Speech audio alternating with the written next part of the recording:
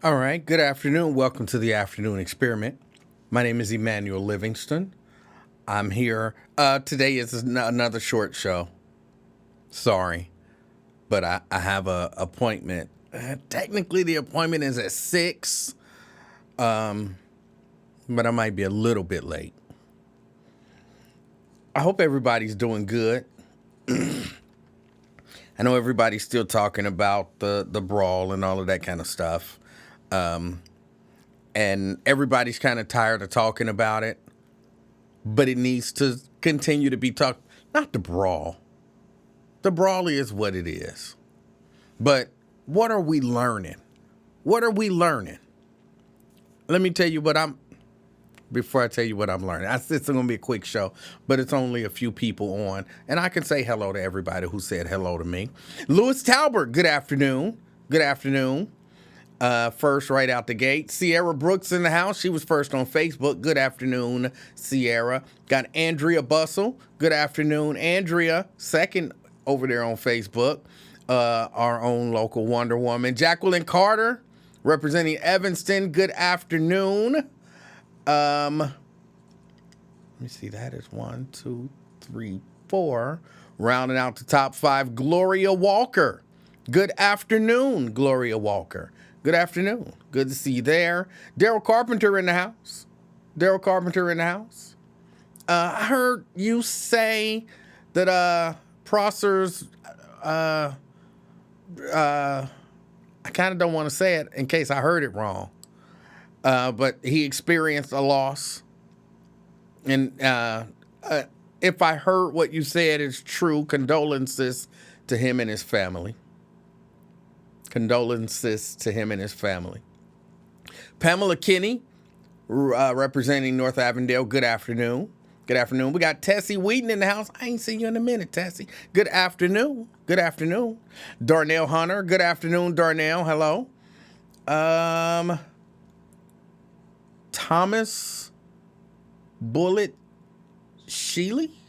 Good afternoon. Good afternoon. April Chanel in the house. Good afternoon, April. Good afternoon. And Ronald Dixon. Good afternoon. Good afternoon. Sierra asked me a question. Do you think Scotty and Aftab misled the public?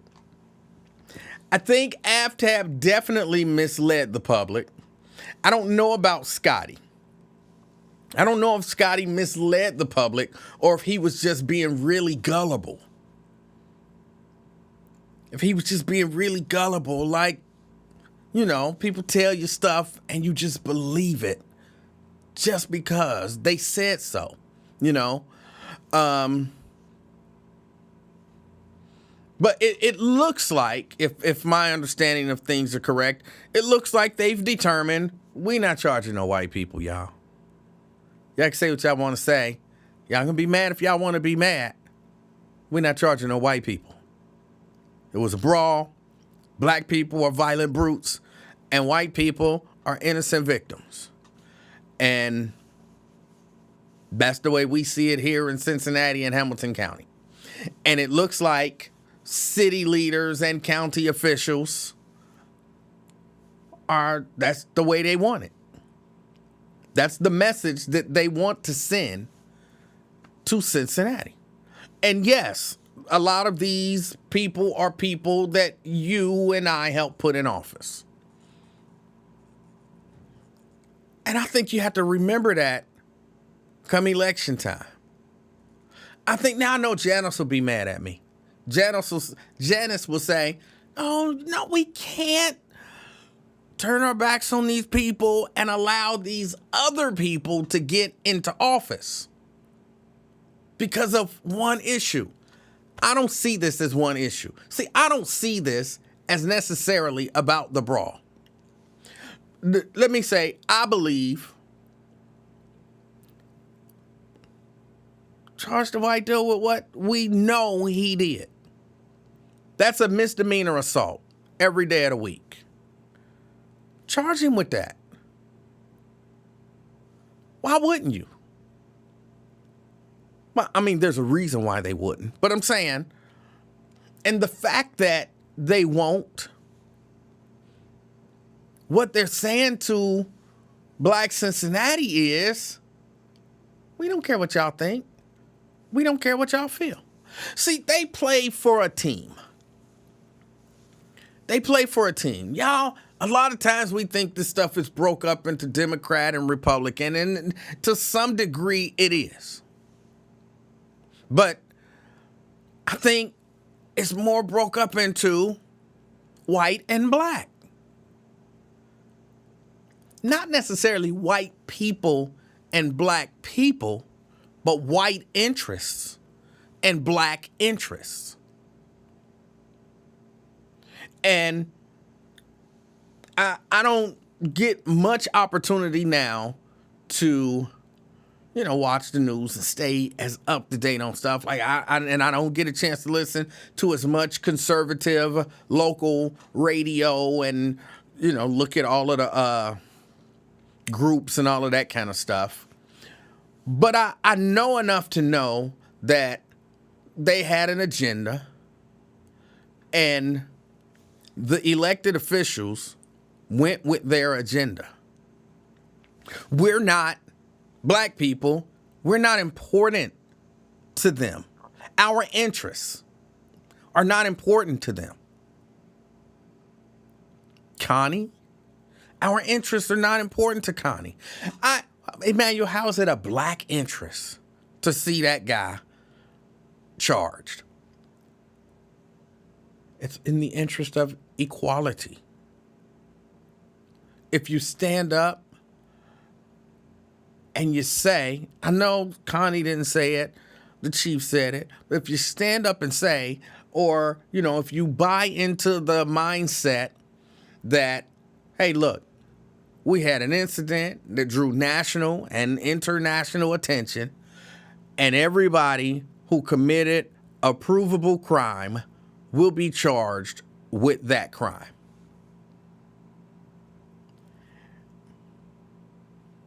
That's only reasonable. But when you say, except the people who were white, that means something. That means, I'm sorry, Connie she's the Hamilton County prosecutor.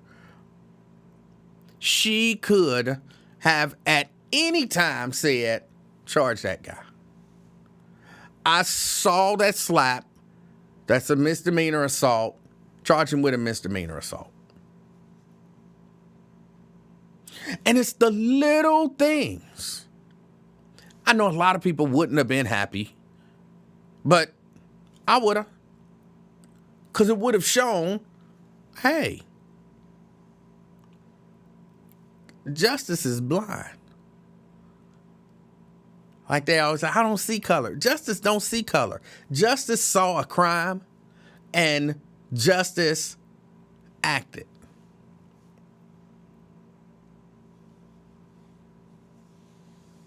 But here we see justice sees a color. And they don't care if you voted for them. They don't care if you voted for them. Probably because they figure you're going to vote for them again because you don't want to take the chance on the other side. And this is what I keep saying. Like, when people be complaining, like, oh, the Republicans, they won this many seats and, oh, they won the presidency or, oh, they won this and that. Like, Democrats, y'all got to get your base out. You got to do whatever it is that you got to do to get the base motivated to get out and vote. And then once you get in office, we used to say you got to show and prove.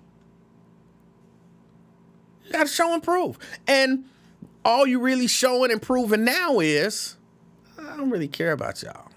I'll take y'all votes because y'all gonna vote for me because I'm not him. But that's not enough reason to vote for you. It's enough reason for some people. We don't want J.D. Vance's brother to get that seat. No. But if AFTAB ain't going to stand up and say, this is what's right, this is what's wrong, I saw him on Lincoln. I don't know that I saw the whole interview, but I saw the majority of it. I noticed he didn't take no calls. And I noticed there were certain questions that were intentionally not asked.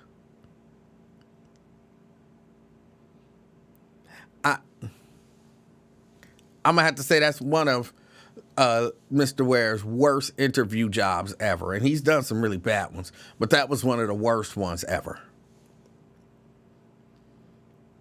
But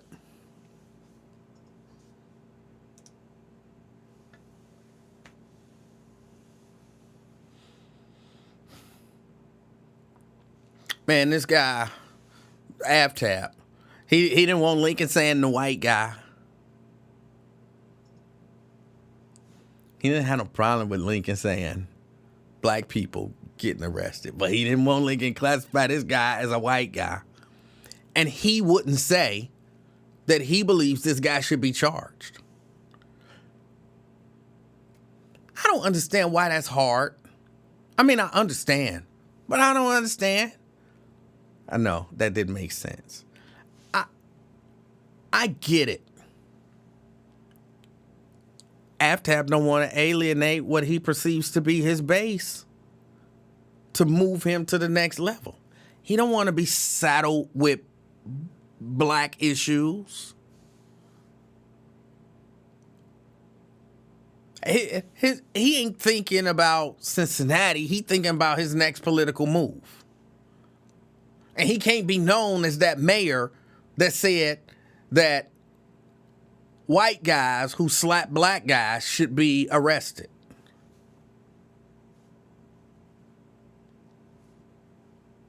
In Ohio, you don't want to be known as the mayor who said that white guys who slap black guys should be arrested. That's why he never clearly answered that question. I always call it plausible deniability.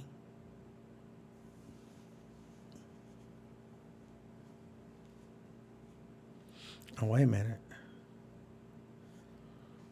Daryl's posting a long thing.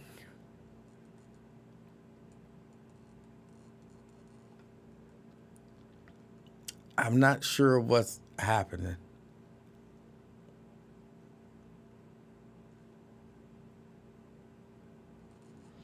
All right. I might deal with that in a minute. But yeah, I just, he don't want to be that guy in Ohio. So if you can't stand up for us when we want and need you to stand up for us to see justice, why are we voting for you again?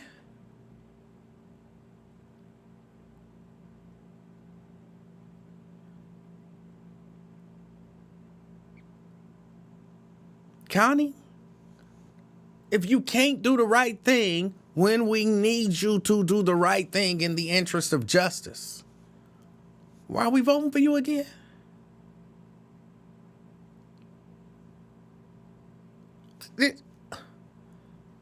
Somebody should make it make some sense.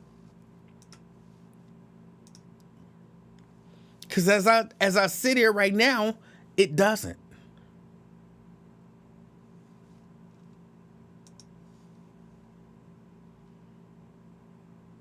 Sierra says, call me crazy. I thought Avtab's interview was reasonable. What did you think was reasonable? So you think it's reasonable that he won't say that he believes that a person who committed an assault should be charged with assault? That sounds reasonable to us? That don't sound reasonable to me. Dante Johnson says, you really expected the mayor to say such a thing? Absolutely. Absolutely. I expected the mayor to say, I think that the white guy who we saw commit an assault should be charged with assault. I don't understand why. Like, that don't take guts or anything like that to say. Sierra says, he did say that, though. He didn't. He didn't. See, some of y'all fall for word. He said a lot of words, but I'll give Lincoln credit. Lincoln asked him the flat out question, should that white guy be charged? He never said, yes, he should be charged. We saw him commit a crime. He should be charged. He said, basically, don't say white. I don't like it when you say white. And anybody who did anything should be charged. Somebody said, do black lives matter? And he said, don't all lives matter?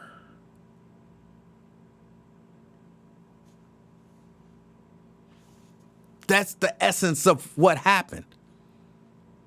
It's a simple question to answer. Should that guy who slapped that guy be charged? Yes. Anything other than yes, he playing with you. And if you falling for it, it worked. Sierra says that answered the question. No, it didn't.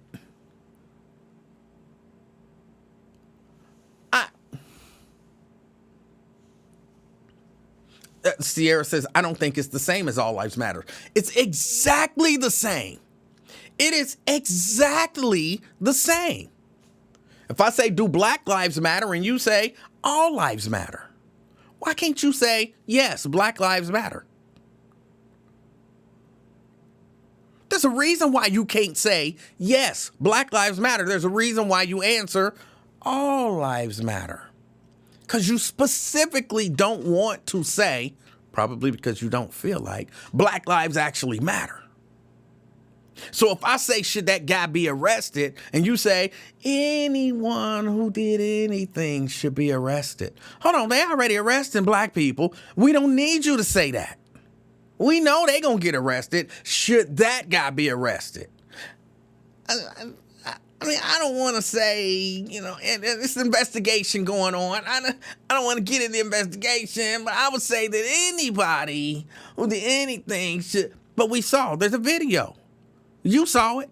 Should that guy be arrested? I mean, you don't want to get into specifics about it. And I was just anyone who did anything should be arrested. Why can't you say yes? Why can't you say yes, Black Lives Matter?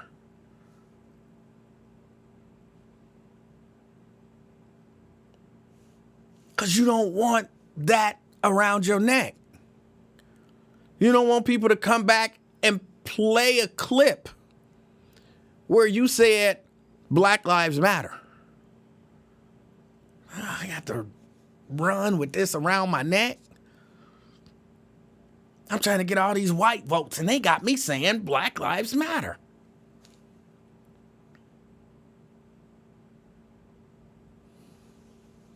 Now, Sierra, you're making excuses. He may have seen the black guy punch the Russian before the slap. Here's why that don't matter. I told y'all before, there was a point in time where people jumped in and de-escalated. At that point in time, everybody regained their innocence to a degree. Now, when you re-engage and re-escalate, you weren't in any imminent threat. You didn't have to defend yourself at that point. There was no fight at that point. And then you reach out and you slap somebody, pat somebody, mug somebody, touch somebody, and they didn't want it. You're guilty of misdemeanor assault. Period. So don't make the excuse, well, maybe he saw that guy punch that guy first. It don't matter. And trust me, AvTab knows that. But this is honestly why you are making excuses. You are making excuses, Sierra. This is why they do this. This is why they do it, and they can do it and get away with it.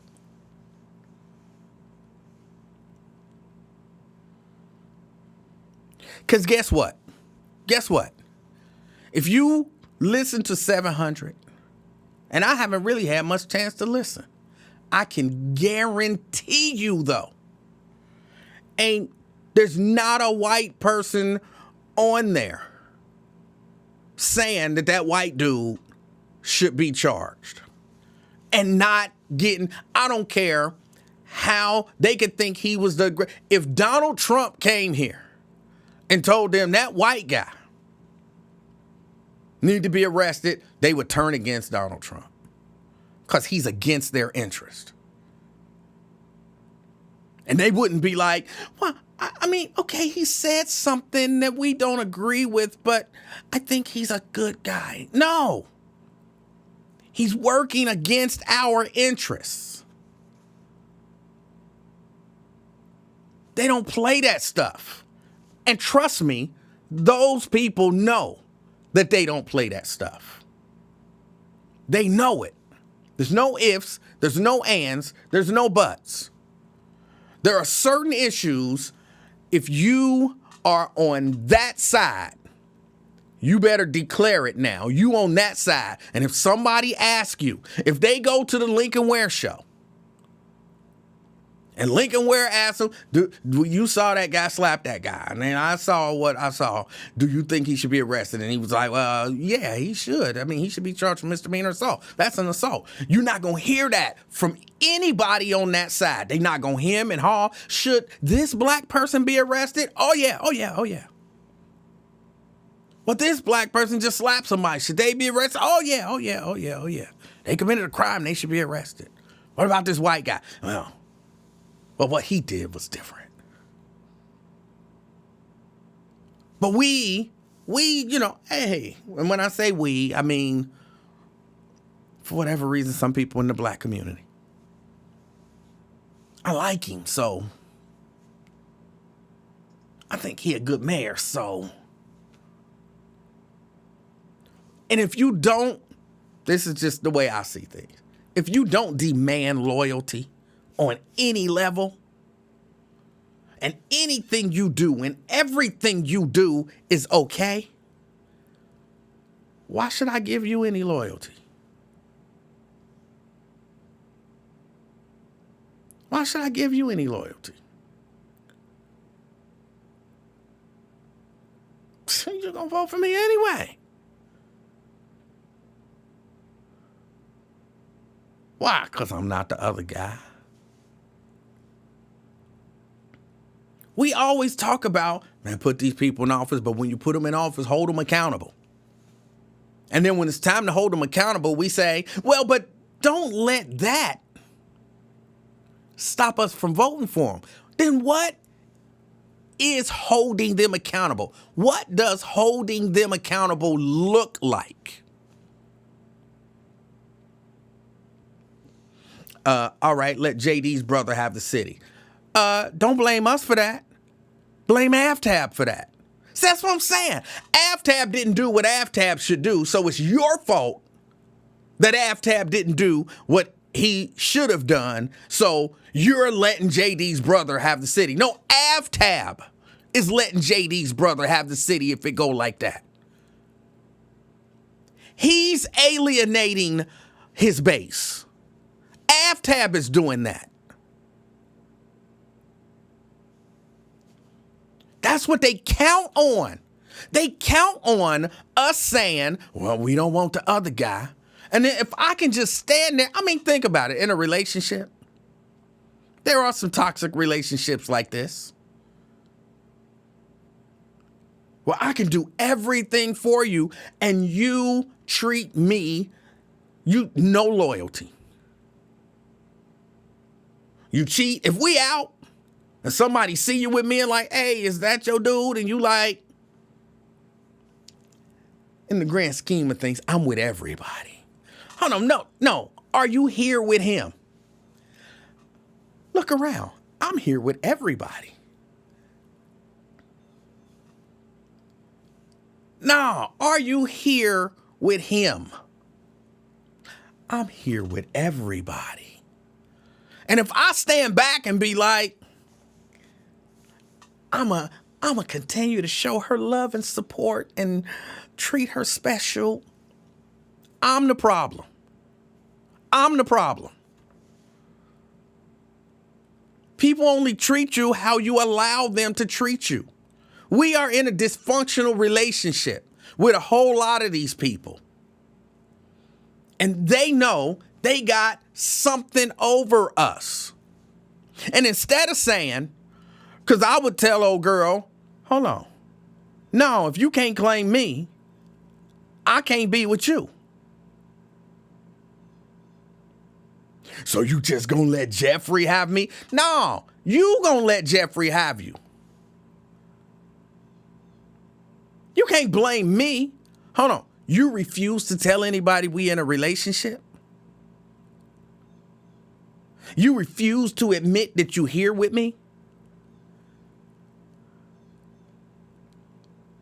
But I'm going to let you slip away? No, you're trying to leave. You got to show me something. If you with me, be with me. If you on my side, be on my side. We gonna let J.D. Vance brother? No, he gonna let J.D. Vance brother. You just gonna let him treat us like nothing?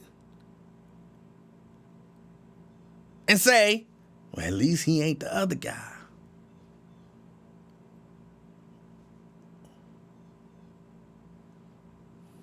Nat says, so you're saying we shouldn't vote? We should vote for Bowman.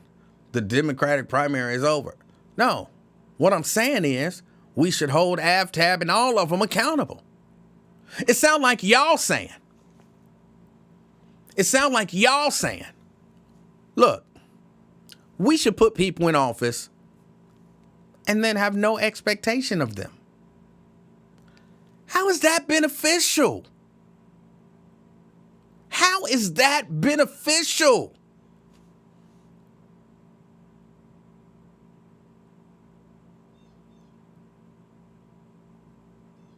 Tell me how that's beneficial.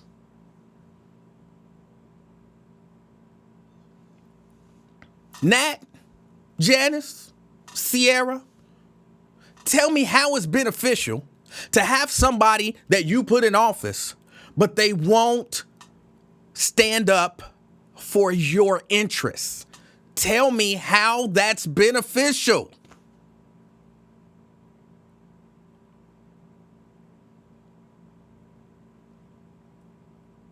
How is it beneficial to have a mayor in office who won't say that people who assault black people should go or should be charged with assaulting them? Tell me how that's beneficial to black people as it goes in terms of the justice system. Tell me how that's beneficial.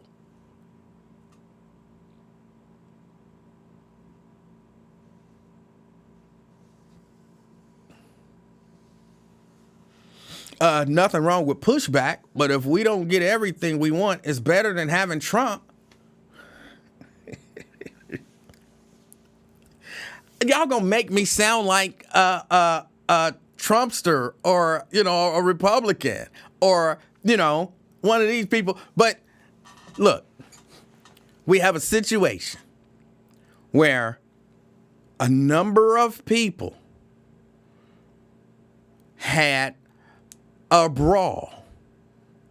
The only people who are being held accountable for their actions are the black people. And none of the people that you voted for are making sure that black people get equal justice in the city. Tell me, how does it benefit you to put those same people who say you don't deserve equal justice back in office? How does that help? Tell me. Explain it to me.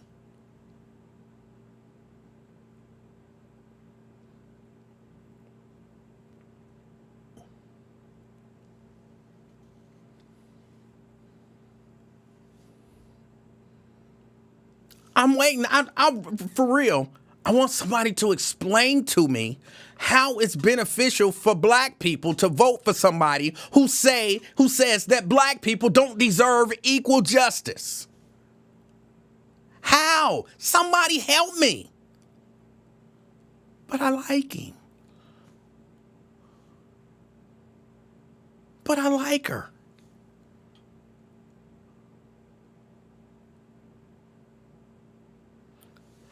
At least he's not him.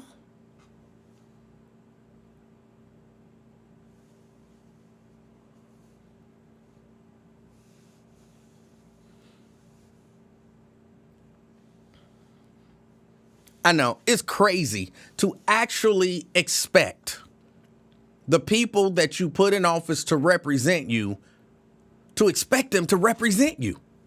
I know that's crazy. I know it is. And in this particular instance, I know it's crazy to expect the people that you elected to represent you to say you deserve equal justice. I know that's crazy to some of y'all, but if we don't hold them to something, we will fall for anything.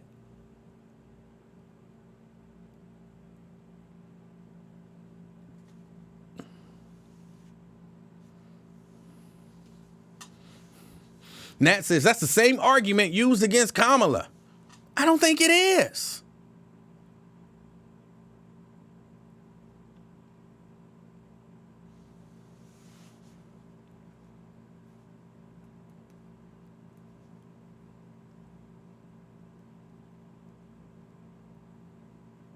Look, I'll be on the wrong side of this, if that's what it is. And if the wrong side says black people deserve equal justice, then okay, I'm on the wrong side.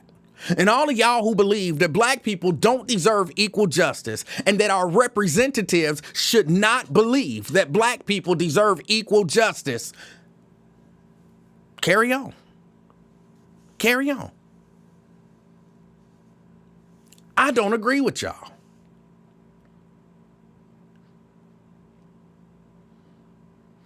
I don't agree with y'all. Darnell says, but what's the alternative? Oh, that is such a defeatist attitude. The alternative is saying to AFTAB, if you don't stand up for us, we won't vote for you. That's the alternative. Live in the right here and the right now. But hear the message that AFTAB is receiving from these conversations. This is the message that AFTAB is hearing. I don't have to stand up for them. I don't have to even say that I believe that they deserve equal justice. They're going to vote for me. For real, hear what you're saying. Nat says again, so what's the solution? Don't vote. If that's what you got out of this, that's what you wanted to get. Because I've told you what the solution is. The solution is to say to AFTAB, to say to Connie, to say to all of them, if you won't stand for us, stand with us, we won't support you. To say it now and to say it loud and to say it clear. The solution is not to say, you don't have to support us. You don't have to believe that we deserve equal justice. We gonna support you no matter what you do. That's what y'all saying to him. That's what y'all saying to him. Mr. Mayor, it don't matter what you do. You can stand against us. We gonna vote for you. Y'all are literally in the middle of a situation.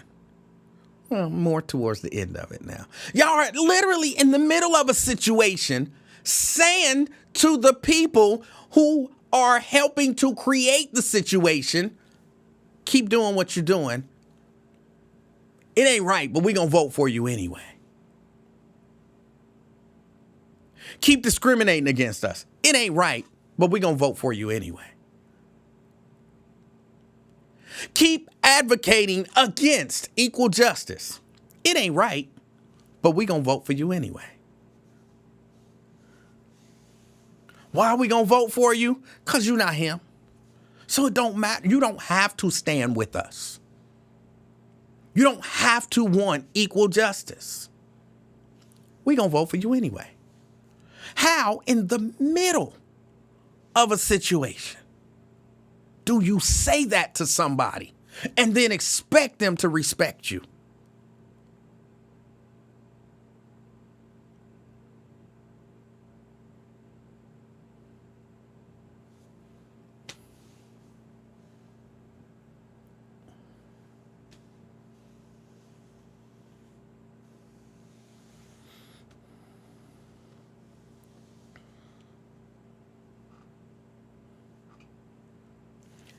We saw that guy commit a crime against a black person. Now, we see black people who committed crimes against white people getting charged for the crimes that they did. You saw that white guy commit a crime against that black person. Should they receive charges for what they did?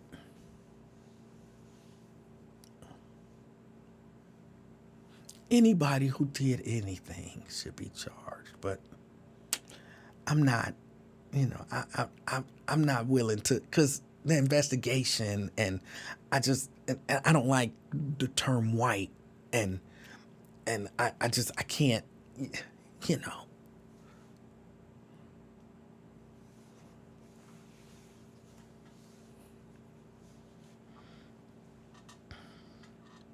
I'm curious now.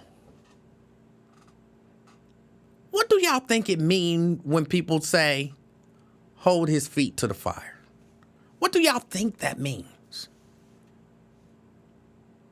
Y'all think that means when he does something that's clearly wrong, tell him you're going to vote for him anyway. Don't tell him he's wrong. And anybody who say he wrong, tell them something wrong with them. But tell the person in the midst of his wrongness, I'm going to vote for you anyway. How is that holding somebody's feet to the fire? How is that holding anybody accountable? What do you believe? I'm asking a question. What do you believe hold them accountable means?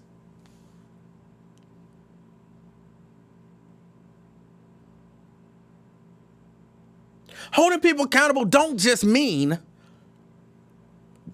it can mean, but it don't just mean don't vote for them. It means when they wrong, say they wrong and let them know they can lose your support if they stay on that track. Because if you don't tell them they wrong and they'll lose your support if they stay on that track, and they know they wrong. He know he wrong. He know he not saying it because he's looking at his future political ambitions.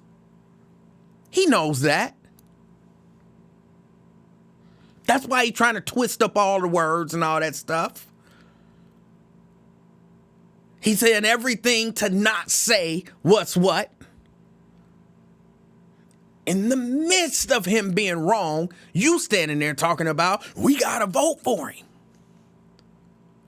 Even if you feel that, and even if you feel that way, in this moment, when he's wrong, in this moment, when he's wrong, shut up. This is when you let the critics criticize. You don't jump in when the person is wrong to say, we gonna support you in your wrongness. You shut up. And you let people try to push him to right. But while I'm trying to push him to right, and he trying to push him to right, and she trying to push him to right, you trying to push him to stay wrong.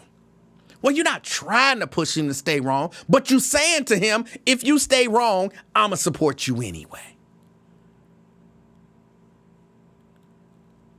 How is that holding anybody's feet to the fire?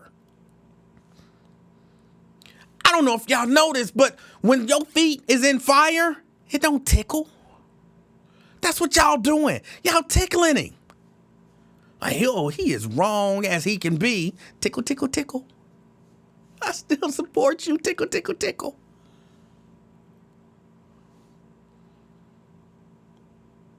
Don't y'all understand that the point of the criticism is to move him to right? The point of the criticism ain't to get J.D. Vance's brother. The point of the criticism is to get him to say, wait a minute. Okay, they not saying they gonna vote for me. This might actually be a big deal. I might want to reconsider my position. It's politics.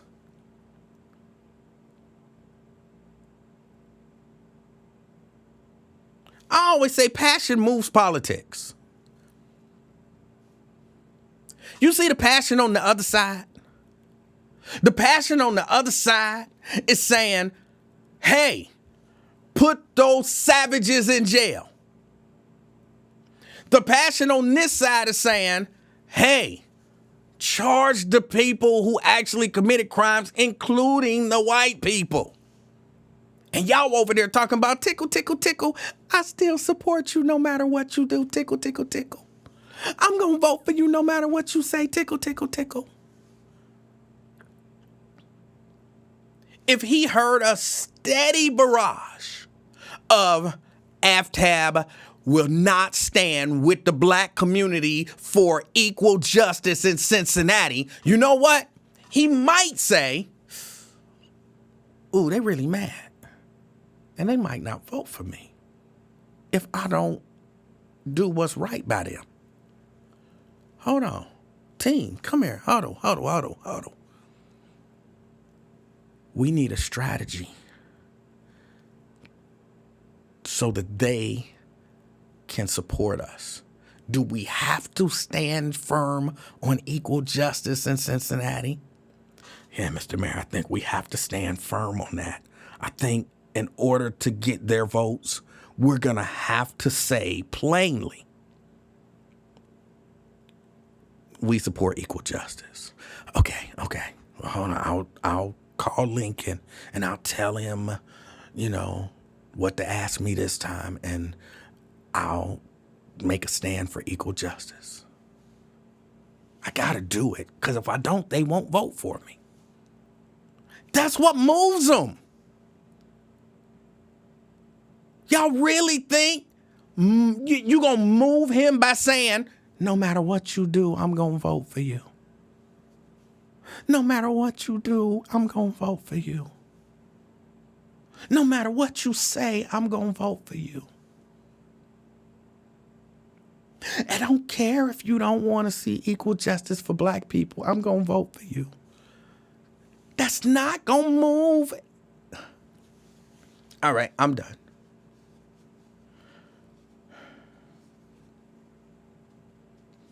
Janice says, no, they never demean their own party. Right, because they wasn't talking about Jeffrey Epstein.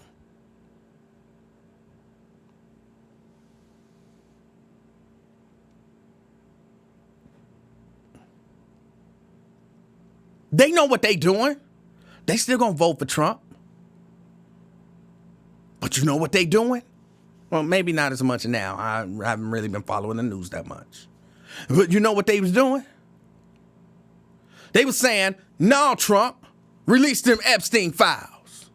No, Trump, release them Epstein files. Remember, initially, Trump, ain't nobody talking about Jeffrey Epstein. Stop talking about it. Shut up.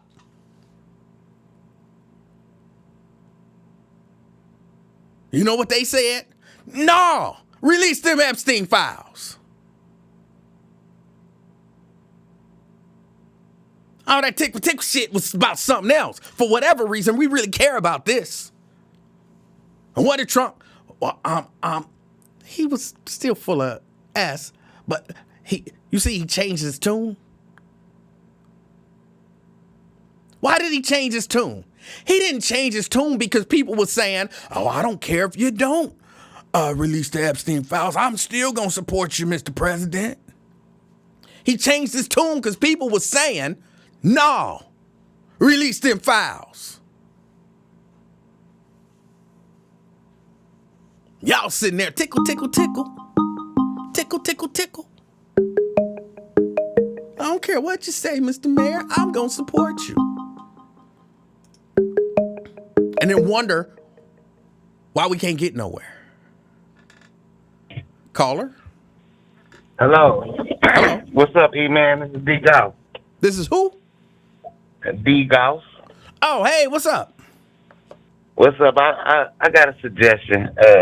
I'm with you with that holding their feet to the fire, if that's what it means, like you saying. And I think the black delegation should have a meeting and do a write-in candidate where we can agree with somebody who got our best interest at it. How you feel about that? Who would that be? Well, but hold on, let me be honest. I don't personally think a write-in candidate is the answer. I think the answer is holding people's feet to the fire, not tickling them when we should be pressuring them, when we should be holding their feet to the fire. Don't tickle their feet so that they feel good. I think that's the solution constantly, all at the time. Point, my bad. No, go Sorry ahead. to cut you off, but at this point, he done already pulled his mask off. We already know Tab a clown. We already know he ain't gonna stand up. If you see your friend about to get beat up and he back down, Who? you ain't gonna trust him in the fight the next time. Right or wrong. So we put his feet to the fire for him to betray us again, like Connie. This is the third time on Connie.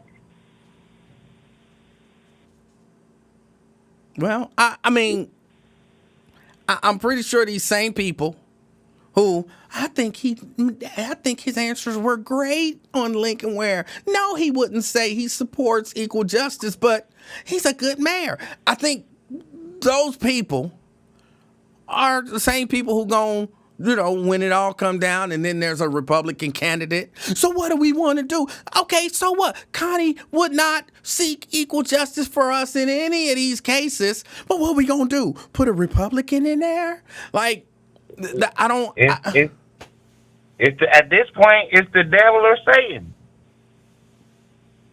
I mean, they both. You know what I'm saying?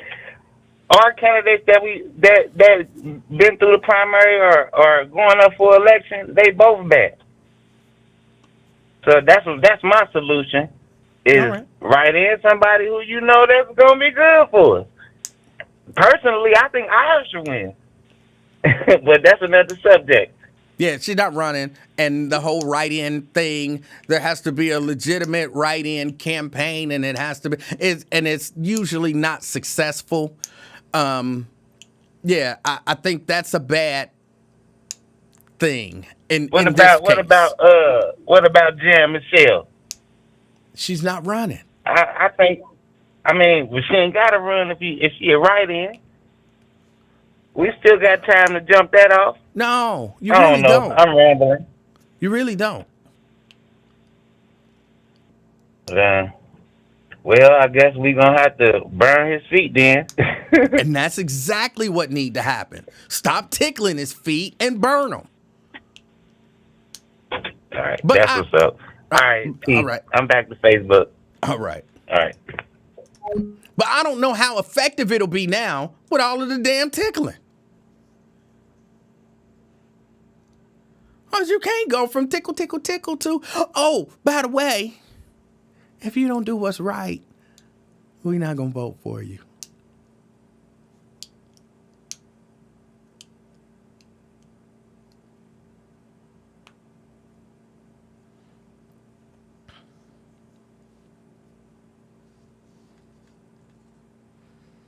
Sierra, who Sierra, okay, you gonna support the mayor. The mayor could call you an N-word to your face tomorrow. You seem like you gonna support him. But she said, I just went back and listened. Aftab said, I believe everyone who participated in the fight should be charged. That wasn't what he was asked. He was asked specifically, should that white dude be charged? Again, just like when they said, do Black Lives Matter? And people said, all lives matter. That was another way of saying, I'm not going to say that no Black Lives Matter. What, you think I'm crazy?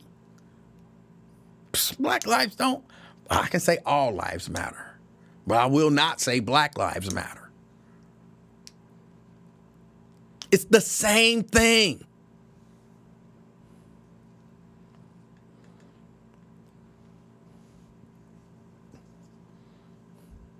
I don't think it was out of line. What could he do to make you not vote for him? Tell me, for real, what could he do to make you not vote for him? Nothing. And I'm not even here to say don't vote for him. But to be all on his, he was wrong. And to make a million excuses for why he was wrong?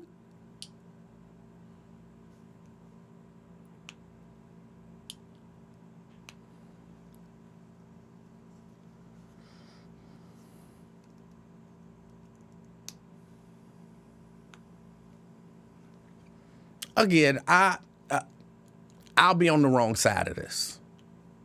I will be on the wrong side of this. I don't think you tickle his feet. I think you hold him to the fire. And in the middle of a situation, the response is, I support you and I'm going to vote for you.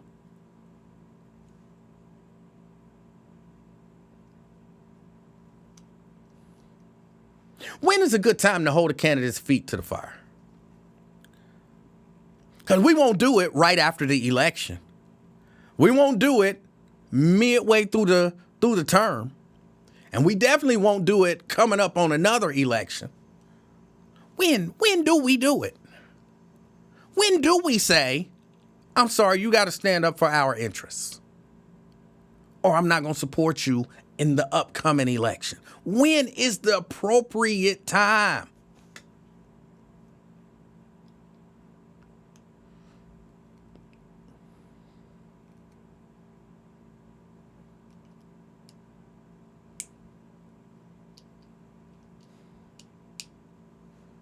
Back to my relationship analogy.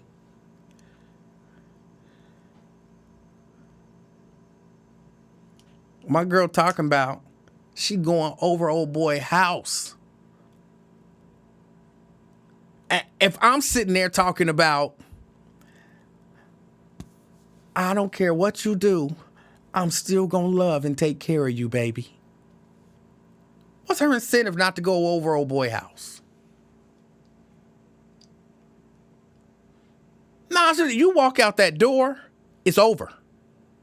You walk out that door, it's over. What you gonna do, be alone? That's what I gotta do, that's what I gotta do. But if you walk out that door, it's over.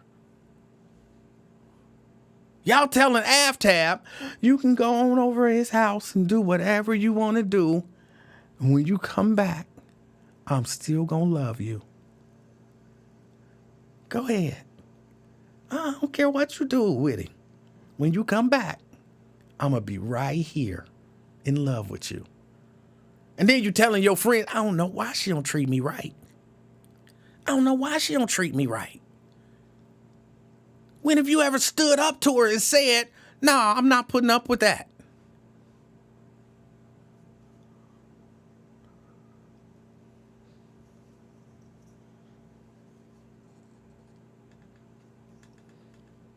Janice says, Democrats really know how to lose. Right.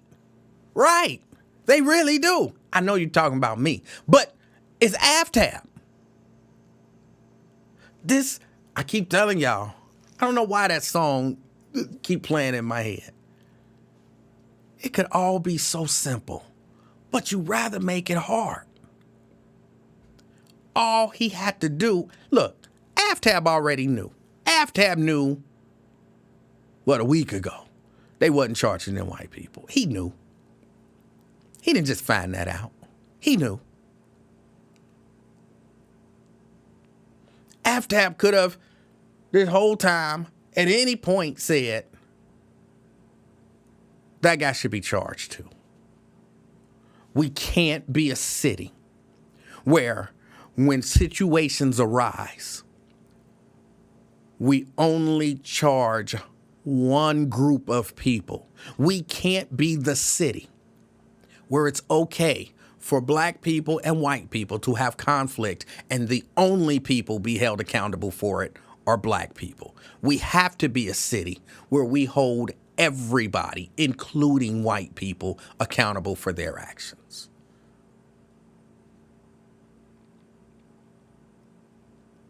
But he is choosing to potentially lose. He not gonna lose. It's enough of y'all that's tickling his feet. Y'all gonna vote for him. He not gonna lose. But if he loses, it's not my fault. It's his fault for not doing and saying the right thing. It's his fault. And I'll be honest, I met AFTAB a few times. He seems like a nice guy. He's personable. I ain't never had no problems with him. But that don't mean it's okay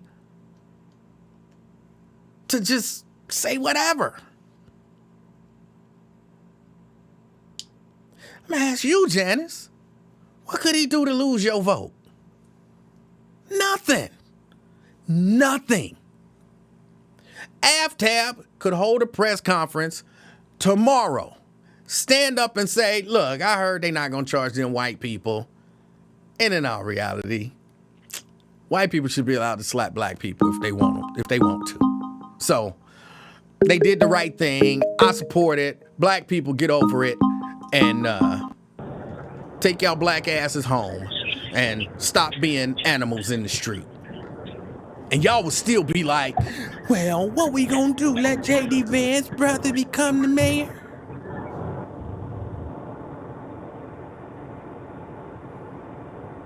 I'm asking y'all the same thing I was asking about Trump. Do you have a line? Because to me, this ain't just about some brawl. To me, this is about equal justice. And if we have a mayor and a police chief and a prosecutor who says we not for equal justice, what are we doing? B-Rap. Hey, what's going on, man? How you doing? I'm doing all right. Quick couple of comments, questions. My question is, I agree with all your sentiments, but if we don't vote for AFTAB, we have that other candidate Vance in place. Right. So where would that leave us? With kind of the same with situation. With the mayoral vote, because I agree with what Twin was saying. They got us on a hamster wheel. Democrats do. They want our vote, but they don't. Go ahead, He-Man. I'm sorry. We got us on a hamster wheel. Because when he does stuff like this, or when they do stuff like this, our response ain't, bro, you're wrong and you need to change your position. Our response is, it don't matter because we gonna vote for you anyway. How do you make any progress if every time they do something wrong, your response is never, that's wrong, and if you keep that position, I won't support you. Your response is always, we gonna vote for you anyway. But this the catch-22, man. A lot of people response like that was to Joe Biden, but you had rebuttals with that same argument you presenting for the presidential candidate of the United States. That was people's exact same argument with Joe Biden. The same arguments you just presented. So where does that leave us? They got us on a hamster wheel. I'm not understanding your question. Well, this is my question, right? You have horrible, terrible J.D. Vance half brother. That's how them people present themselves.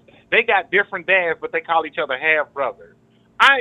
We in the black community, we don't do that. Yes, You my we do. brother, you my sister. No, Whether we got do. different People mamas or call different people dads. half brothers in the black community too.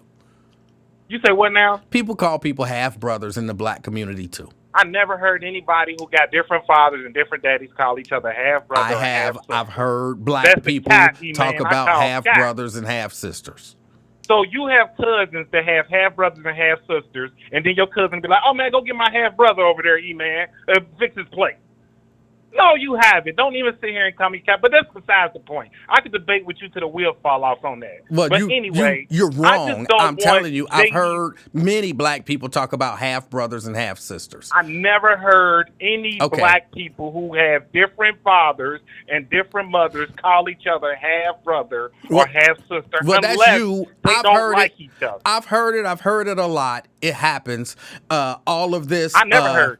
All of this painting people with a broad brush. Black people don't ever do this, and black people don't ever do that. That's foolishness. I'm not saying that. That's I'm not exactly saying that what you're saying. We have two different opinions. You said you had it. B-Rap. I said I never heard it. No, you said it don't happen in the black community. So to say that it don't happen, you're saying there's no black people who's ever called anybody they half brother or half sister, and I never heard foolish. It. Me personally, in my personal life, who know people who have different mothers and different fathers, never called their brother or sister. Okay, so because you heard it mean that it don't happen in the community. Sister. I never heard it. Hold on. So because you never heard it means that it never happens in the black community. Okay. Now look, I'm not saying that. That's exactly what you said.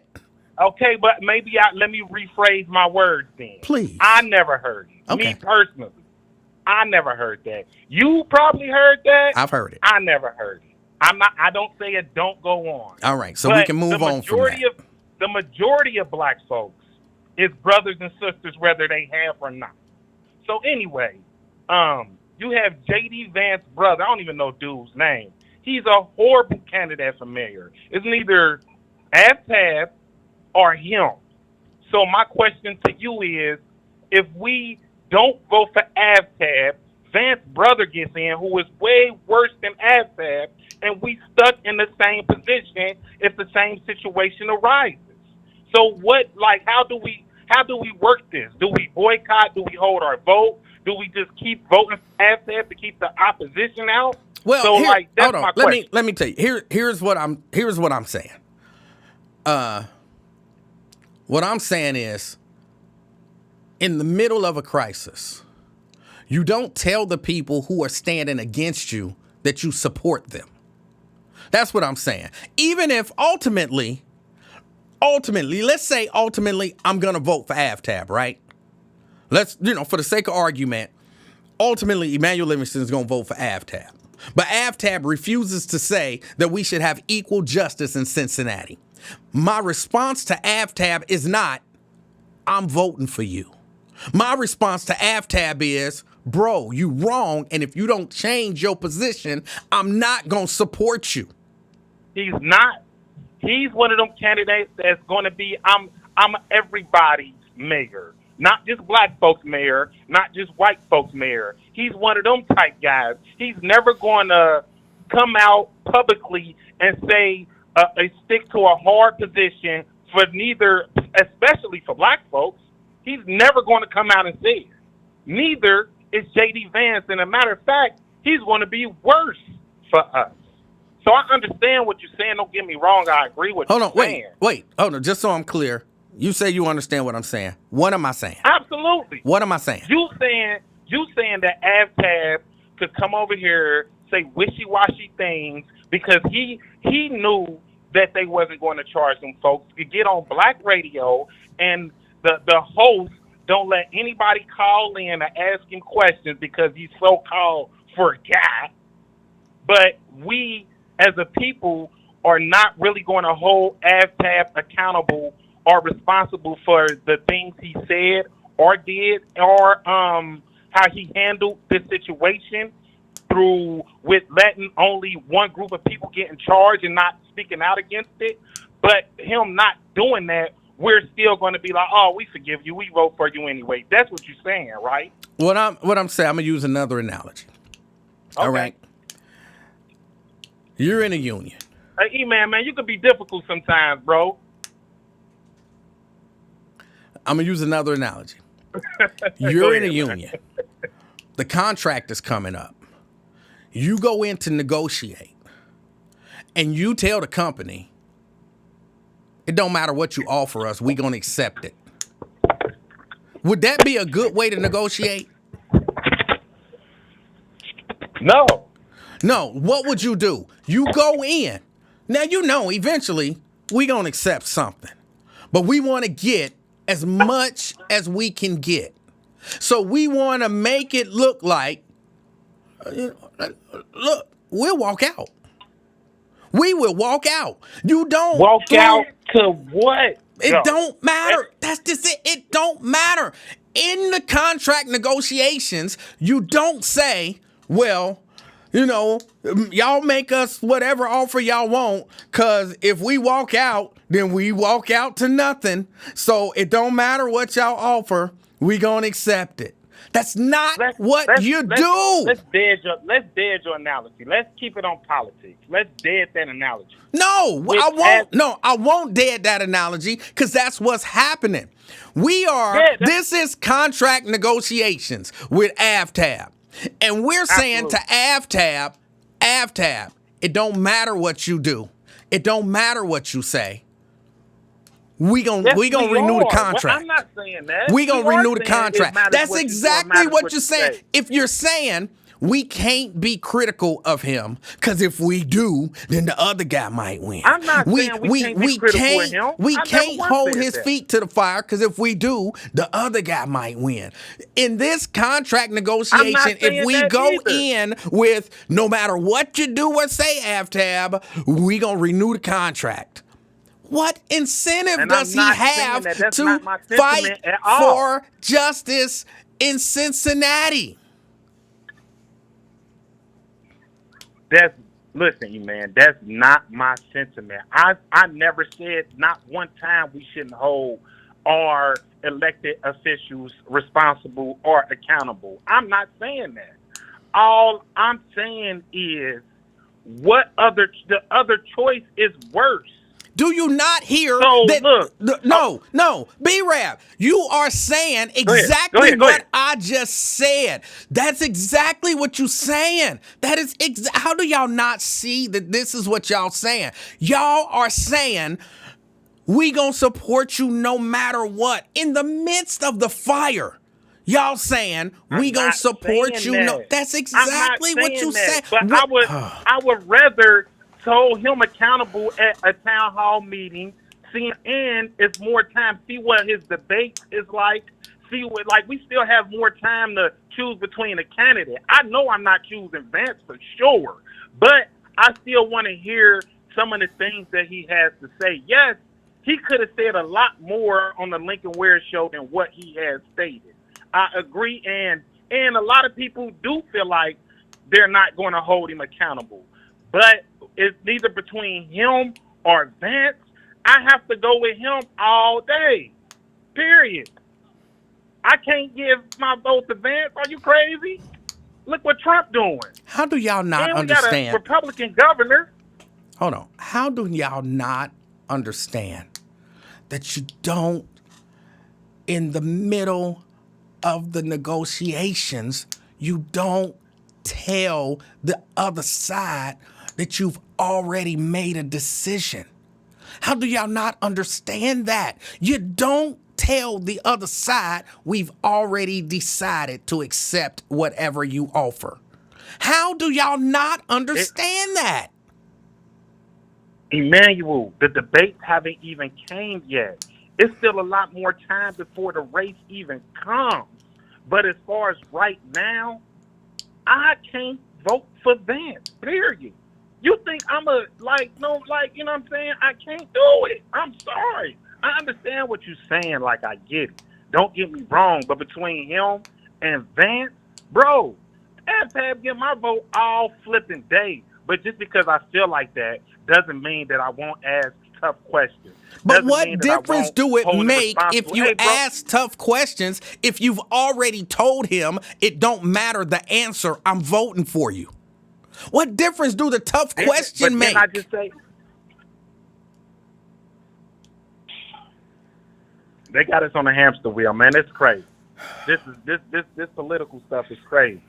Like I'm getting so frustrated with the politics around the nation and right here in Cincinnati, Ohio. The whole state is red, but we the damn near like the only blue county in the whole region of Ohio. So before I let you go, man, like I agree. Don't get me wrong, but like you arguing two different points against yourself, bro. No, I'm You arguing two one different points point. against yourself I'm because arguing one point. Your argument was the same way for the presidential election, but Trump got in there. So you you see what y'all did by letting Trump in, but your same sentiments. That's how people was holding Joe Biden feet to the fire. People the were same not. way that You didn't understand. No, you didn't understand the politics of that. What were people holding Biden accountable for? People were holding Biden accountable for a lot of things. Like what? Like that administration. Like what? I can't think. I can't think of it. Because they weren't holding him accountable for anything. They was talking about stuff that happened in the 90s. Okay, that still affects us to this day. Oh my goodness. It don't matter if laws is passed. We got laws that got passed in 1865 that still affect us to this day. So it doesn't matter if it was 90s, 80s. That doesn't matter. All I'm saying is it was a lot of black folks, even though he still got 90% of the black vote. But we could have pushed him over if it was, because it was like 5 million to 10 million people that didn't even vote. So a lot of them people was disgruntled just because of the things that you're saying, that a lot of people was not holding Joe Biden's feet to the fire on a lot of things. That's all I'm saying. So look, I still don't know what you're saying. Let's just say we do hold our feet. Let's just say we do hold his feet to the fire, and he lose votes, and Vance get in. Then what? No, you don't understand, apparently, the concept of holding his feet to the fire. And I think that might be the issue. A lot of y'all don't seem to understand the effects of effectively holding somebody's feet to the fire. In my opinion, I don't think you understand your argument right now. You're arguing with yourself on 2 or 3 different points. And I honestly don't think you understand your argument right now. No, it's clearly you who don't understand what I'm saying. You clearly don't understand what I'm saying. You don't. I asked you to say what I was saying, and you were wrong. What do you think I'm saying? No, I wasn't wrong. You want to say I was wrong because we're having a disagreement right now. I'm saying? I really wasn't wrong. You were. What do you think I'm saying? I know exactly what you're saying. So then tell me. Just plain. Why do I have to define? Tell me what I'm saying. Holding people accountable or holding people's feet to the fire. What does that mean? What does holding him accountable or holding his feet to the fire look like? What do you mean? We are voters. Like, what can we do? Protest? You can. Ask oh my God! Here's what you can call do. His office. Yeah, like all what of that. You can do all of like, that. I gave you 3 options.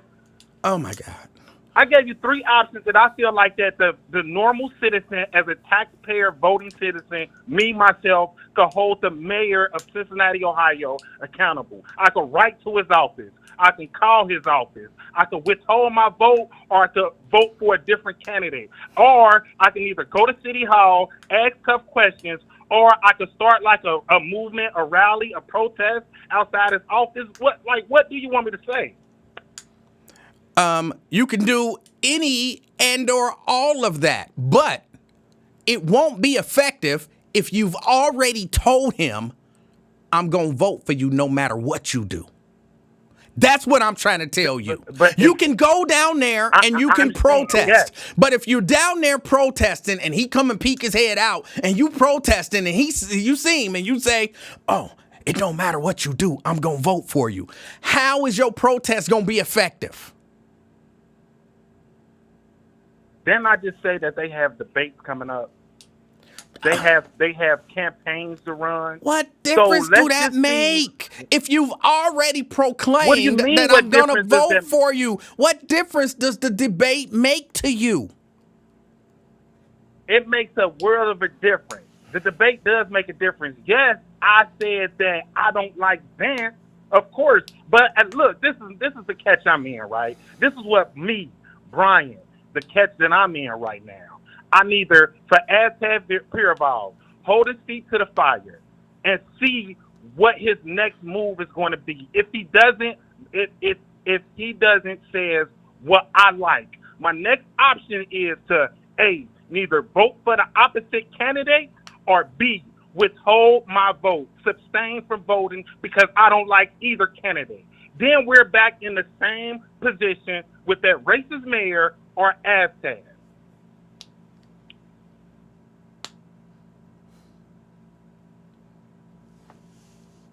All right, you good?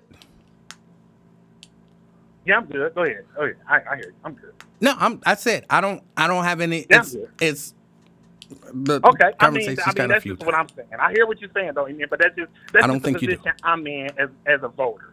Me as a voter, that's just the position I'm in. I don't know how everybody else feels, but that's the position I'm in. But I appreciate you taking the phone call, you man. You have a beautiful day today, and everybody in the chat, make sure y'all get some sun or whatever. Go hug your loved ones. Go tell people you love them. Life is short, y'all, so let's just have some fun. Hey, I appreciate you, man. All right, I appreciate you too. There is no situation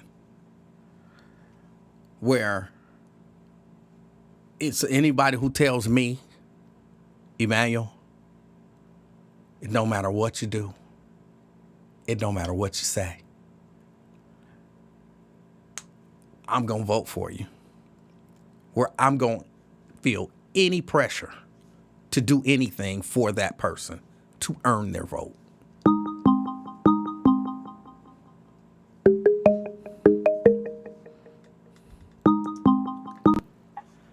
Twin. Wow. Come on, Mom. Come on. What? Did you just call me mama? Hello. What? Even. What? I'm sorry. I was telling my dog to come on. Did you called your dog mama? Mommy. Oh, my Is a girl. Oh. Have you mess with? Come on, man. Don't start with me, man. Don't start. I pick up the phone and you like, what's up, mama? What? I said, That don't sound normal to me. That's it. But what's on your mind? no, man. I was just, man. Come, get in here. Oh, Lord. I told you, get in here. Oh, boy. Wait. Oh, go handle your dog. Call me back. Call me back when you got the dog under control. Call me back. CK. Hey, how you doing, Mr. Livingston? I'm doing all right. Hey, man, that was a great phone call I just heard, man. I think that with the slap, I think if he's not charged, man, I think no one should be charged because of the nature of the event, because I think you made a great point when you said it started, then it de-escalated, then it escalated back because of a smack, right? Yes. That's my point. So I think they're putting too much on.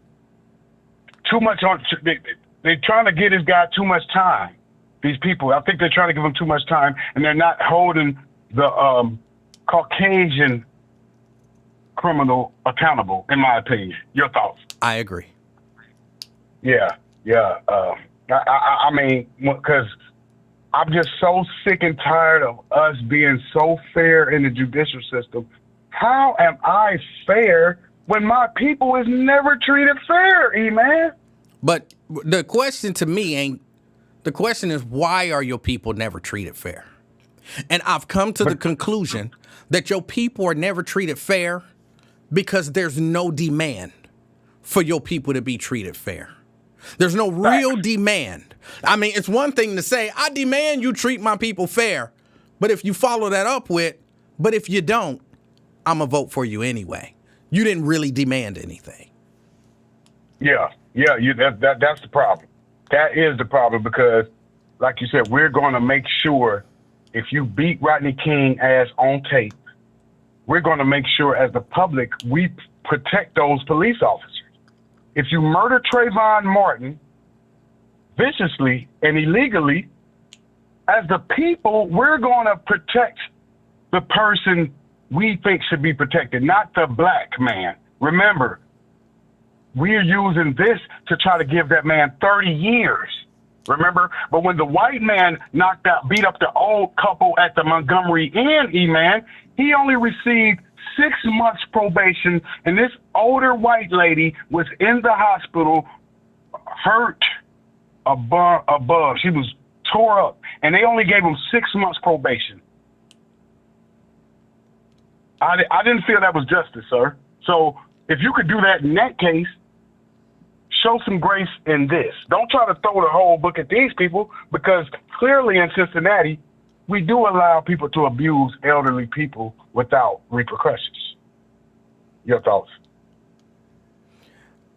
Why should they show some grace to these people when a number of the people who think they're demanding equality have already declared, but if you don't give us equality, we're going to vote for you anyway? So this is what the people are saying to you on the internet? This is They what saying they I still hear a gonna vote for lot the- of people the, saying. player? That's what I'm saying. This is the whole conversation. This is what I hear a lot of people saying. Like, it don't matter if we get justice, I'm gonna vote for you anyway. It don't matter if you stand for our rights, I'm gonna vote for you anyway. It don't matter what you do, I'm gonna vote for you anyway. That's the way we negotiating with our elected representatives. Do this, but if you don't do it, I'm gonna vote for you anyway. I demand justice. But if you don't give it to me, I'm going to vote for you anyway. I demand equality. But if I don't get it, I'm going to vote for you anyway. That is how we're negotiating. That sounds like Donald Trump theory. That's how he ran. Like it don't matter what he does, you just support him, right? That's what a lot of people do. That's kind of him. But this is different. Yeah, I mean, this is a little different Okay. though. Like, again, Okay. people are asking. CK, all right, I got to move on. I got some stuff I had to do. But I appreciate you. Thank you, brother. Thank you. All right. I'm going to say this, and I want to not say this. I shouldn't have to say this. But all y'all talking about withholding your vote and not voting for J.D. Vance's brother and all of that kind of stuff. And we all know that. But some stuff you don't have to say. You don't always tip your hand. You don't say, hey, AFTAB, be this way. But if you don't, I'll vote for you anyway. Sometimes it's almost bluffing. You got to bluff. You got to say, I need you to advocate for equality. And if you don't, you're not going to get my support. Because then that pushes him to advocate for equality. I'm not saying don't vote for AFTAB. I'm saying don't tell him ahead of time that I'm going to vote for you anyway.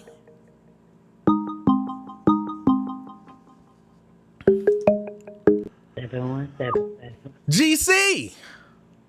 How'd you know it's GC? All that foolishness. How'd you know that? I'm the king of talk. I know all kind of stuff. You know just about everything. What's up, E-Man? What's going on, GC? Nothing much. Just kind of, you stirring me up. First of all, I'm sorry about whatever happened to your car. You don't let nothing get you down, though. So, no weapon formed. It ain't gonna do with it what the intention was, because you just ain't gonna let it happen. They don't even know you. They don't even know you like I know you. But in all honesty, I don't believe a person did it. I believe something happened. Like, maybe somebody was driving down the street and their tire kicked out a rock and it hit the back of my car. Okay. Or something fell off the roof and hit the car and shattered the back glass. I'm not saying that a person did it, But all I was Okay. saying was that it's a one more in a long line of things that have been happening since I made a couple of decisions, and I'm not gonna be deterred. That's it. Just Amen. declaring. Amen. Like I said, I believe in principalities, and sometimes you have to make a declaration to those Come on. principalities that whatever you do, whatever you say, you're not gonna turn me around, and that's all that was. Right. Well, and see, they don't know that that's you. So there it is. Yeah. If there was somebody, but I'm gonna believe with you that it was just something. Yeah. But anyway, but you kind of stirring me up because, and I'm real passionate. I'm so, I don't even know. It ain't a matter of why. It ain't a matter of why, because we know why. Let's not keep playing with that. It's a matter of what are we going to do about it. Right. And that's the thing. We have not landed on the what and stay there and do something that's going to make people, because power concedes nothing. We all know the rest of the quote. Without a demand. And sometimes the demand is not just your voice, it's your action. And again, don't always have to be a lot of violence. We already know what can take place and what can happen, but we keep doing the same thing, and they got us by now. We keep doing the same thing and expecting different results. And we all know what the rest of that is too. They say that's insanity. And by now, that's not true. they know, whoever they are, know exactly what we're going to do. They know, they almost got just how long we're going to do it. They know, oh my God, and that's what's sickening to me. We got to do the opposite of what they believe and what they know, or even what we believe. We got to be willing to sacrifice, come off our comfort zones. We got to be willing to meet fire with fire. You can't keep taking a slingshot to a gunfight, meaning they come at us hard, but we still go down there, give all our money to the jazz festival. Over $100 and some million, I heard, came in this city. How come no one is asking Castellini, P&G, all the makers that promote that event? How come we're not asking them to say something about what's going on in the city right now, especially as it relates to this fight? And I like how one news person, he keep calling it, he said it's a fight, and that's what I see, a fight. It ain't all this rioting and all the stuff that they keep trying to do. How come we're not asking them to speak to the powers that be? Surely they got power. Surely if they realize we ain't going to keep coming down there, but yes, we will. See, they know that too. Keep coming down there, giving you our money, making an investment, and we get no return on the investment. My God, and I ain't going to talk about it. Yes, I am. I'm thinking about it, but I ain't going to talk about it. But we got to be willing to do something different. Some of the same people, Castellini, all these people, I don't know if he's still involved with it or not. Last thing I knew he was. I'm sure he is. I mean, he is? I'm pretty sure. right. And he still owns the Reds and whatnot. Right. So, I mean, and he still wear Reds and all this other stuff. We go all down there. And, it's just, and some of these people are friends with him. I mean, I'm just saying, some people got his personal cell phones and stuff like that. So my point is, when are we going to ask for a return on our investment? We don't get it in the community. We don't get it. I'm going to tell you, I ain't giving another nothing and nothing when you got $107 million. Where did it go? Where did it go?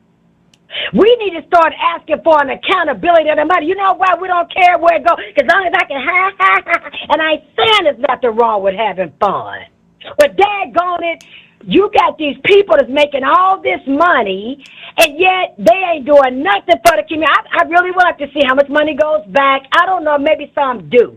But how come they're not being asked to speak out? They even keep saying the brawl with the jazz fest, with the music fest. They keep saying that. Then why don't the makers, the promoters, the funders, the stakeholders, the people who take home the money, how come we don't ask them to make a statement in support of the music fest, the black community? It's just, I don't know. I don't know what it's going to take, but I'm telling you, Emanuel, and I'm telling you, I hope that what I see coming, You don't know how bad. I hope I'm wrong. And we're the type that catch it when it's here. Then we want to get all responsive. Then we want to react. We want to get reactive instead of being proactive.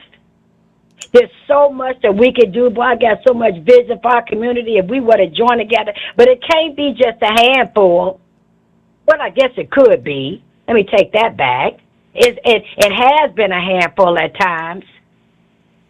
I don't know, man. I'm just calling the event. I mean, you got me in the same thing. Like you said, you got, mayors and stuff sitting around. But then, but I hear other people, well, who do we have in opposition to him, to Abtab, if you will? Okay, that's what we're talking about. Everybody is so afraid. People's hearts are failing them for fear. Everybody is afraid of their jobs, their titles, their position. And don't get me wrong, I think I can see that. But any time that you can't be held by your personal conviction to do what's right, like how you did, I'm not trying to be funny. You let your mouth speak. Your actions spoke. I didn't even like it because I wanted you to stay there. But sometimes you got to say, sometimes you got to pop out and show. There it is. Thank you. You got to pop out and show. And that's what you did. I know I love that daggone song. Boy, you got to pop out and show. That's the only part I kind of like. I've never heard that song. That sounds like an offensive thing to do. Oh, no. Pop out and show? Well, you got it when he's saying you got to come out and show, I'm not familiar with the song at all. So, yeah, I didn't. You never heard it? No. Oh, my God. And I mean, that's one of the songs that I, fell in love with just because he was just, he was hitting the establishment. How does the song, I've never heard of it, honestly. How does the song go?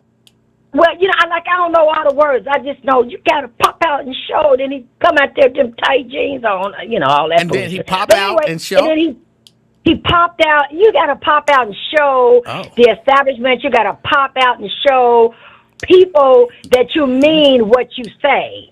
It's like instead of talking about it, you're being about it. Okay. We can talk all day. We can have press conferences all day. We can march all day. What has it changed? Anything. We got to show. I just said pop out and show because I loved him when he said that. You should Google that song. Okay. I love that daggone song. Is it a rap song? Is it a R&B song? It's by Lamar Kendrick. I think that's his name. I really never was really that familiar with him. So I'm like you, for the most part. I've never really heard of him. People tell me, girl, you don't know him? I'm like, no, I don't know him. But I heard him on that. I think he did it on the Super Bowl. Yeah, the Super Bowl night. And he popped out and showed. He popped it out and showed it? But no, he's not. It's not. I can't stand you. Ain't nobody popped out and showed nothing. Stop. So he popped out and showed. He came out some tight jeans and then he popped out and showed. He ain't popped out and showed nothing. Just be quiet, Emanuel. He said, listen to the daggone song. And but do you feel my pour? You feel my bent or whatever? You feel me? I do. Yes, I mean, it's not going to get any better, folks. Looking at what's going on in D.C., they're already trying to bring it here. They're redistricting the lines so that the red state, so that the blue states will become red anyway. And I just believe that this person in office, that's whatever that is in office, that he don't care what, nothing. Ain't nobody saying nothing. Ain't nobody doing nothing. I don't know what his ultimate game plan is, but I do think definitely for that this country, not just these states, that the country will be ran by rich white people or black people that think and act like them. And I just really do. And I don't even know what that means because everybody, I don't want, you had some black people that voted for him. You know what they were saying, Emanuel? I'm going to vote for him because I don't like abortions. I said, give me a break. And these are supposed to be profound men and women of God. They have prophecy. They are prophetic. They can see into the future. You couldn't see this man's heart. Is abortion still going on, Emanuel, right now? Yes or no? It is. So And everything else that he's doing is now taking over D.C., putting people in camps. The DCI people running around like it's just so much going on that we don't even know about yet, haven't even hit us yet, because 2026 is going to show what happened with this stupid bill that he put out that's going to affect so many people's lives. We ain't seen nothing yet, and yet we running around here acting like we don't see, and maybe some of us don't. But I'm telling you, if what I see, I hope to. I've never wanted to be more wrong a day in my life. And if we don't wake up, because we say we woke to knowledge with no action means you still asleep. And I could really drop the mic on that. I think that was the bomb. You thought that was a bomb statement or not? That was really good. Yes. Was that the bomb though? Not that it was really good. It was the bomb. Yes, it was the bomb. It was the bomb. Go get E-Man. Go get. Hey, listen, where's what's it called at? Come on, what's his name? I ain't heard from him in a while. You know who I'm talking about. What's his name, E-Man? Terrence? Oh, okay. No, you know I can't. No, you know who I'm talking about. He was a good friend of yours. I didn't really like him. J Love? What? No, I can't stand you. No. He used to be on the air sometime, or you be on the air sometime at the same time. Y'all kind of sound a lot alike. Lincoln? I can't stand. I've heard people say that. I don't hear it, but you. I can't stand you. What was his name? I wish I could look for somebody. Probably. What did he talk about? I can't say. I'm gonna say his name. Somebody probably saying it right now. What did he talk about? Telling y'all who I'm talking about. He talked about. He kind of sounded a lot like you, but he got on my nerve a lot. What did he talk about? Matter of fact, his voice was. He talked about a little bit of everything too. He tried to be like you, but he wasn't quite like you. Matter of fact, he really thought he was you. What was his name? God help me. Oh, you're talking about my man Dave Stinger? Yes! Yes! Yes! Oh. Yes! Oh! Dave Stinger's still out. He's still around.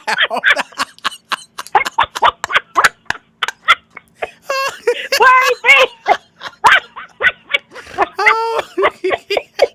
I did not know. I didn't know who you were talking about. And you were dead serious. Like, J-Love. Oh, my God, I needed that laugh. You've been making me laugh. I needed to laugh. Emanuel, life is lifing. Life is lifing, but guess what? Laughter is good as medicine, and thank you for laughing with me. And I've been listening to you this past week or so, and I've been needing to laugh. So thank you, but seriously, we can stand out, we can do everything we want to do, but if we don't put some feet to the fire, we just talking loud, we like a dull knife, just ain't cutting it. Talking loud and ain't saying nothing. I don't know, we might be saying something though, to be honest, but we got to do something too. Yes. To be honest, we are saying something. I take that back. But we got to be doing something. So I'm not going to hold a line. You know, good show, passion, you know, as usual. Hang in there, E-Man. And tell Dave Stinger I said, quiet. GC, I appreciate your call. All right. That is GC. I like GC. All right. Let me see. I got to get ready to get out of here. I was supposed to be somewhere at 6 something, but he'll be there. He'll be there for a little bit longer. But yeah.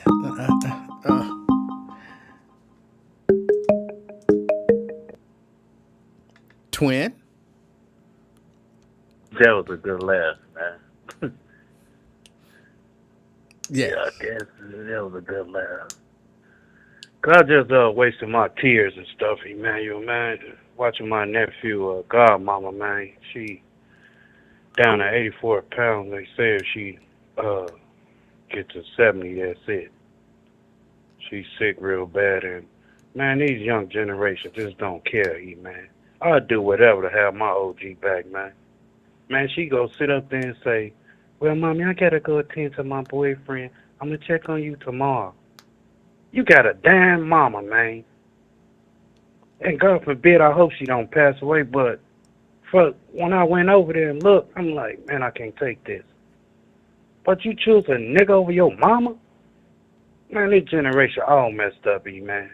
It just hurt my heart. I had to leave. And, man, kissed her and said, I'm praying for you. And, man, oh, Lord. Oh, Jesus. It's sad, man. This new generation. It's sad. All right. What's up, E, man? Nothing much. What's up? I'll put my dog away, man. All right. E, man, I wish you could just take this. Man, there's a lot of energy you brought today, E, man.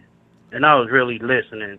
And thank God I, just woke up and everything and listening. I'm like, man, he spent some knowledge today. But this the thanks the people get for the vote, man. Here's your receipt and no refund. That's all it is. And you talking about putting that fire to their feet. Let them feel how that cold is stepping on it, man. But all that protest and all that, what you said, man, that don't matter, man. The beneficial of it is that this the thanks we get. This the thanks we get. Well, everybody now, again, hold on. Again, it could matter if we do it right. If you do it right, it could matter. But it's never going to matter. All of the protesting and whatnot in the world, it's not going to matter if you're already telling the people that you're protesting against that you support them, and that when all is said and done, no matter how it turns out, you got they back. Where is their incentive to do anything for you? Hey, man, you think it seemed like it was a political issue right now, and then him not really being held accountable for it and really like having that I don't care attitude towards the black voters who put him up in there.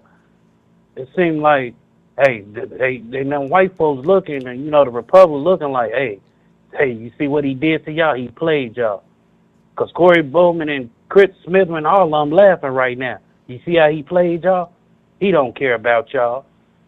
And that's like, man, you see what you doing, Affleck? You just throwing more.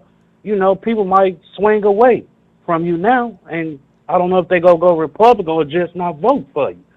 But we, as black folks, we forget. But we forgive, but we don't forget. I mean, we forgive.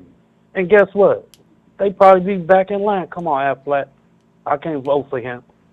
We got you. But get it right next time, man. Get it right. Somebody go hold his hand and walk him down the aisle.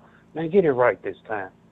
Please look out for him. And them local leaders, and he part of public safety, Johnson, Scotty, man, you knew what time it was, man.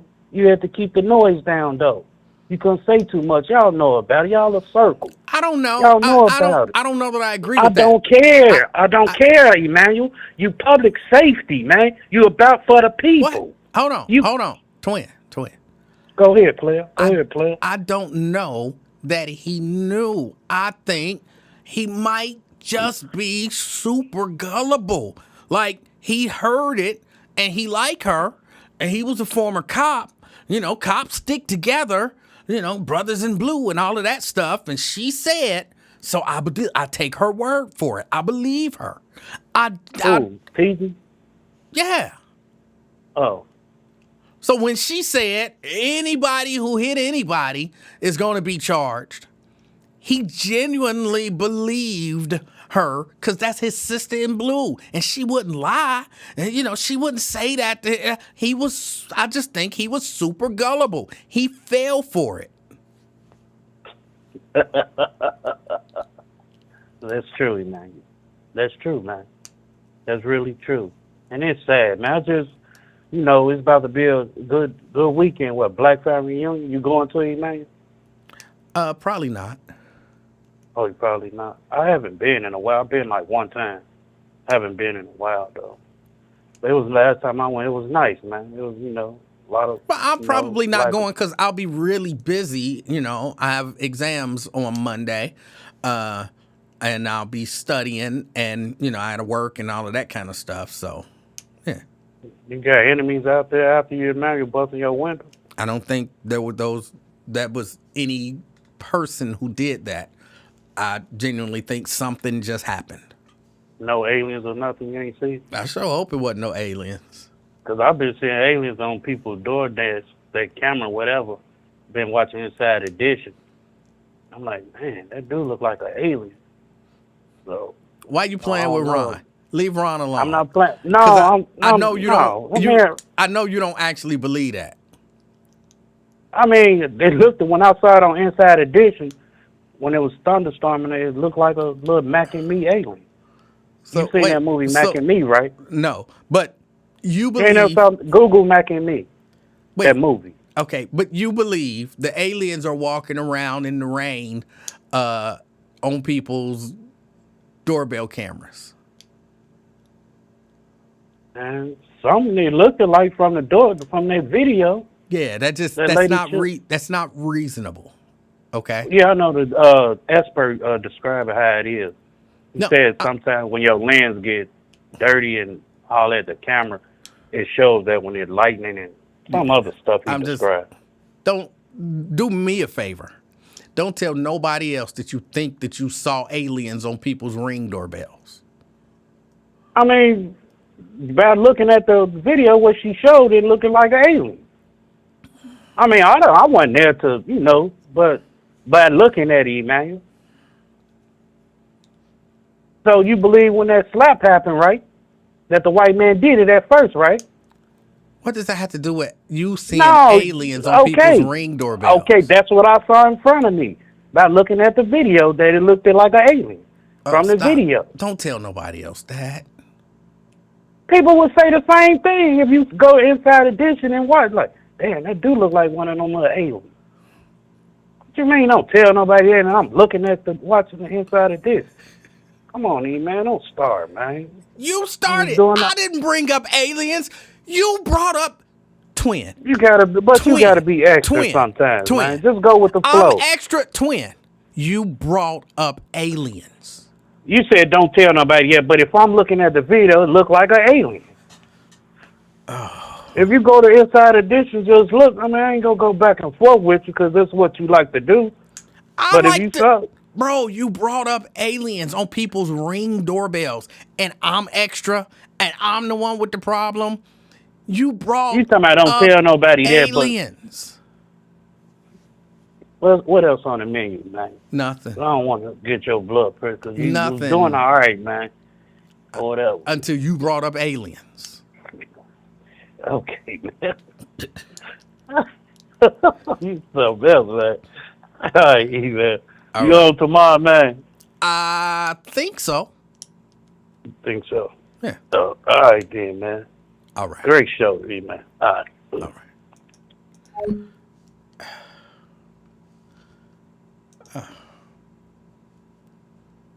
Look, I know gangsters are people too. But how you a former gangster running around thinking you seeing aliens on people's Ring doorbell?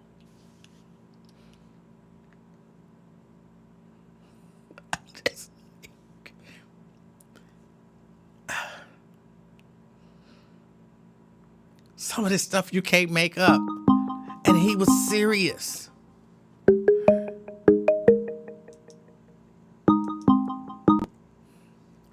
Caller. Hey, I'm kind of new here. So I got not two quick questions, but questions. All right.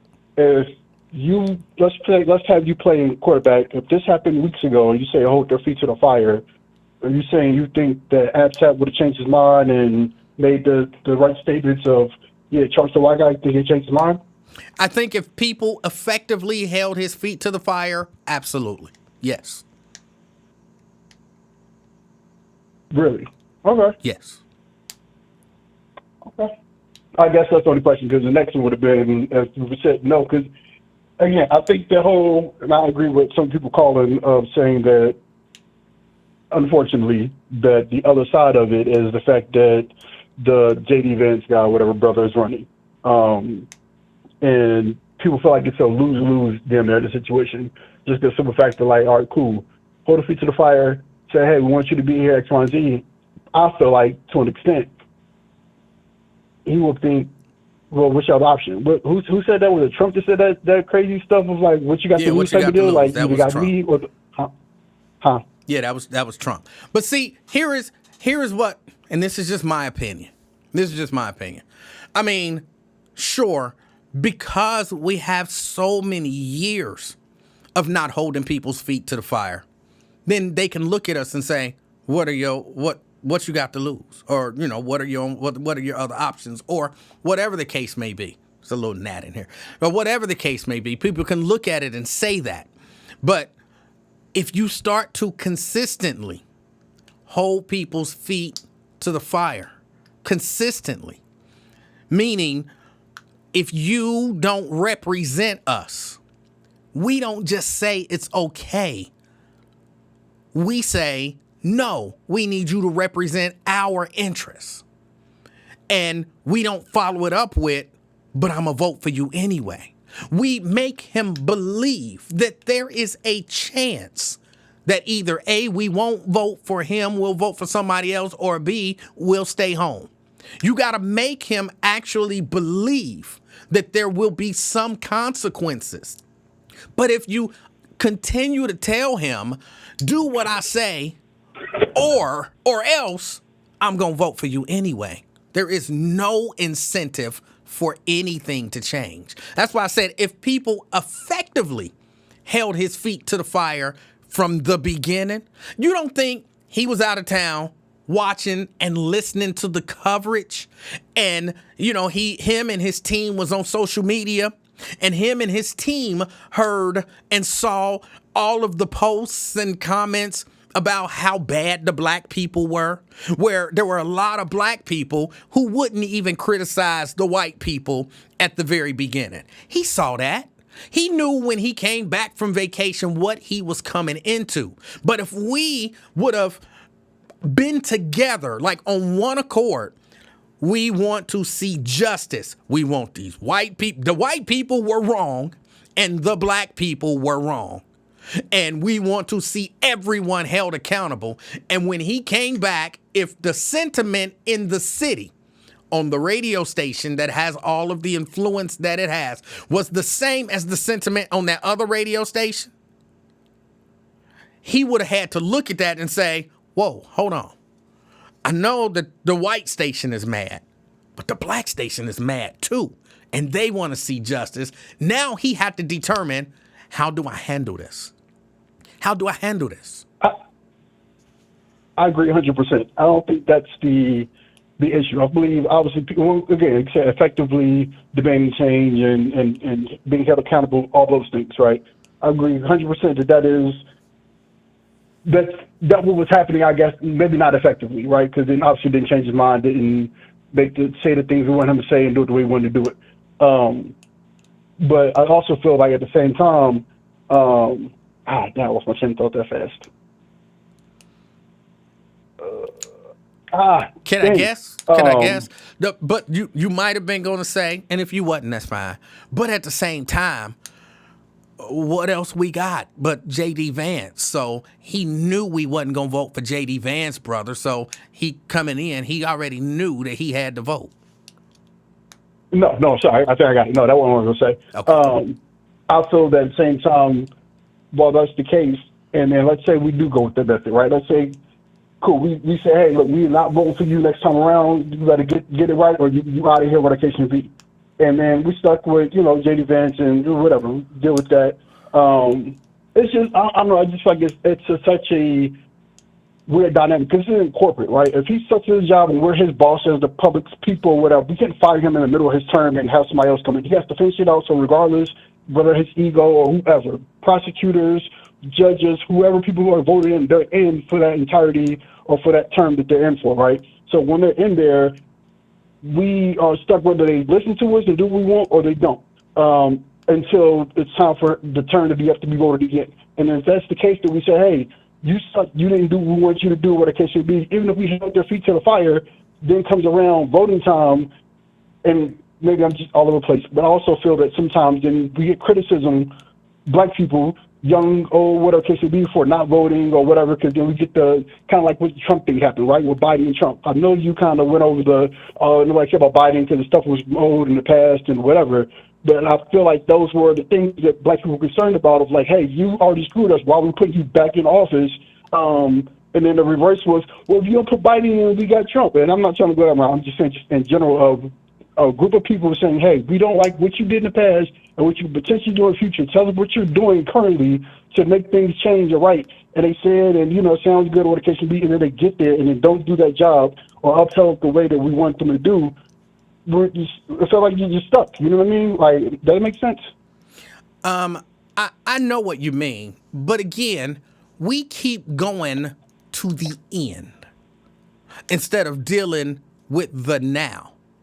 And Okay. And again, the point that I think I've tried to make 150,000 times is simple. You don't tell him what the end is. No matter what you think, like, ain't nowhere in the world I'm ever voting for J.D. Vance's brother. You don't tell him that.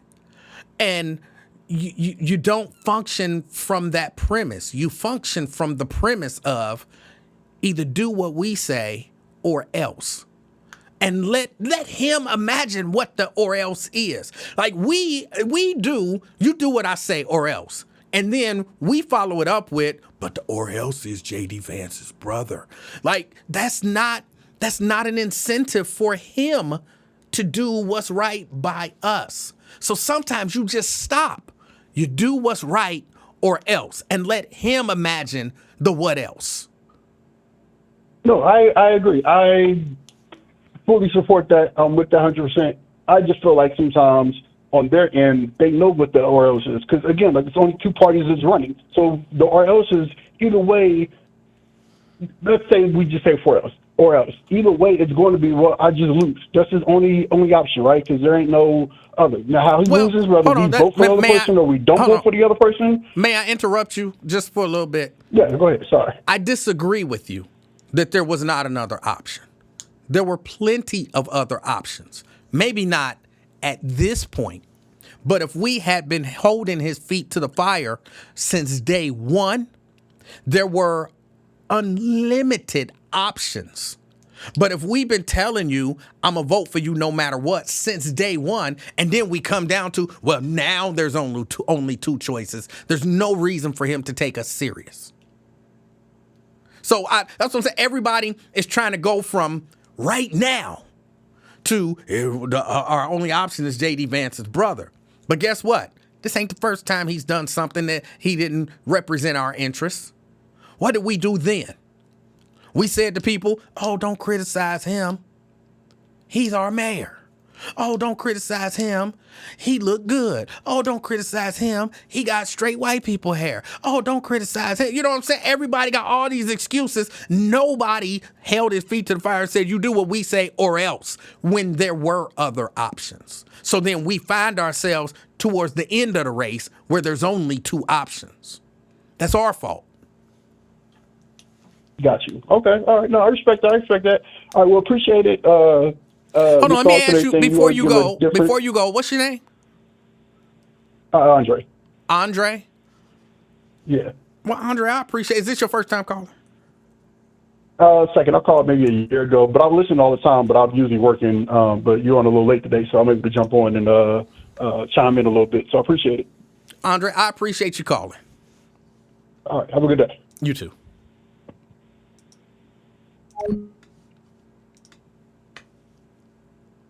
Yeah, that's all I'm saying, y'all. That's all I'm saying. He'll win, hopefully, which I know is crazy. And then guess what we'll do next term? Day one, we support you no matter what. He'll do something wrong. Oh, we always criticize our own. We support you no matter what.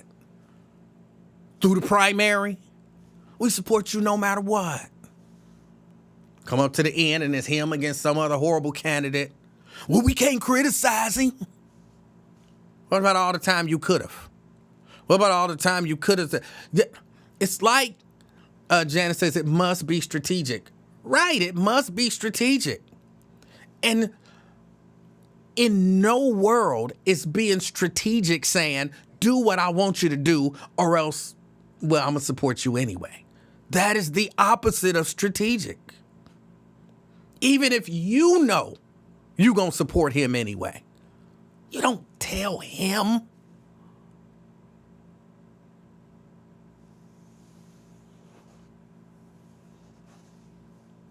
I wish my job would, well, I don't have a job now, but I wish my job would have been like, look, Emanuel, coming up on the end of your contract, we're going to do this evaluation. But no matter if you here on time, if you late, if you miss days, if you, be insubordinate, whatever, we going to give you a 25% raise. But please, I'm going to do whatever I want to do. That's what y'all doing. Not just the AFTAP.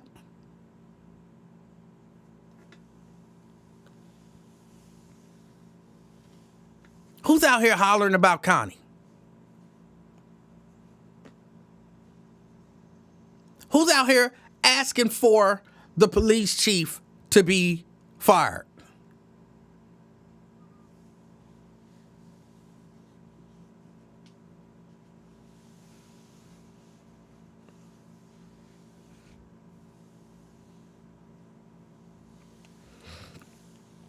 Janice says you don't have to support them, but don't criticize them.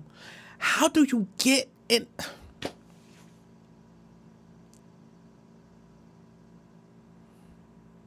Janice, I know you know better than that. I know you know better than that. Don't criticize. Somebody refuses to say that there should be racial equity in Cincinnati. And you're saying, don't criticize them. Just let that ride. Just let that ride. You ain't got to say you're going to vote for them, but just don't say nothing about it. Come on, Janice, you know that ain't right. You know that ain't right.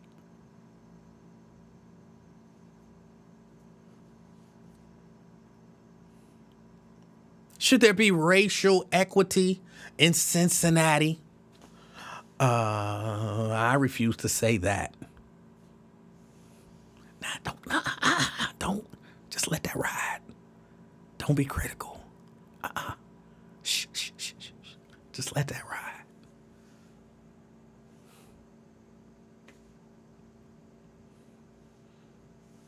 You should be critical on things that need to be criticized.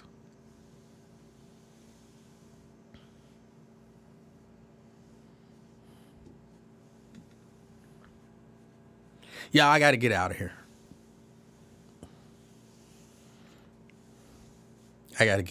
I appreciate y'all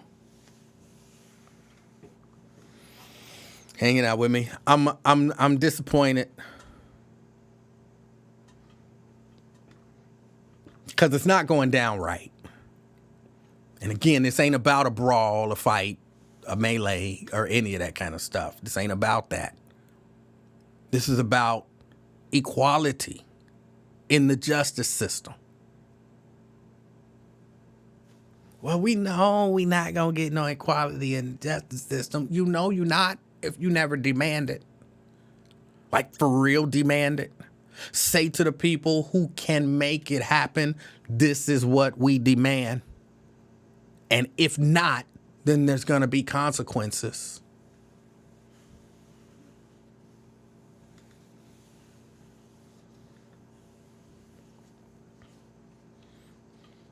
But all right.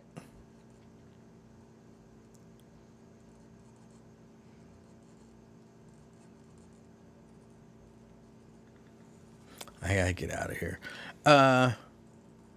Little baby is not in school yet. I gotta do some stuff. I don't know if I should say. I don't mind saying. Her mama might not like it. But y'all know that these daggone uniforms are expensive. Uniforms are expensive. You so did not come back to Daryl's comment. Oh, I forgot about Daryl's comment. Well, hold on. Uniforms are expensive. You know, they want to charge basically $50 for a little baby polo shirt. Not no special polo shirt. Do you call it a polo shirt? I call it a polo shirt. Not some special polo.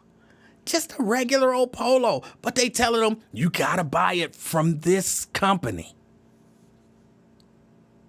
And that company is charging like $50 for just a regular little baby polo shirt. I'm like, you can get that same polo shirt, but it's got to be embroidered with the school's logo. Give me the school's logo. We can go to the library. They got embroidery machines. We can go get the same polo for probably about $12. Go to the library and embroider that bad boy basically for free. I think it costs like $10 per thimble or something like that. I mean, 10 cents per thimble. Not thimble.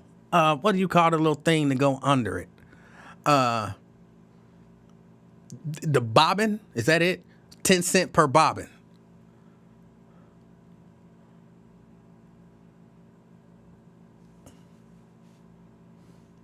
So, yeah, I got somebody digitizing the logo. I should have it tomorrow, actually. And we'll go get the little polos. You can get 5 polos just about for the price of one. And then you got to pay the company that they making you buy the polos from. They charge to embroider it. So it's not like, oh, you're buying this embroidered. No, this is the cost for the polo. And then this is the additional charge for the embroidery. What? So really it ends up being like $56 per little baby shirt. I can get you 5 of those for that. Right, Brent, they got embroidery machines in the library. I just got somebody digitizing it in the right format. Boom, pop that USB drive in, let it go to town. Yeah, no, I ain't trying to have her taken. So, yeah, that's one of the other things that I got to work on this weekend. One of the other things I got to work on this weekend.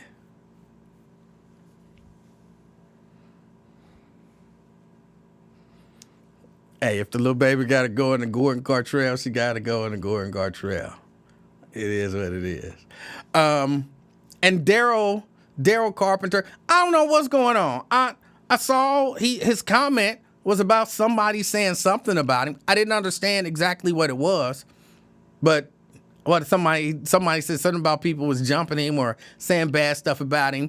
Look, y'all know my position on all of this stuff.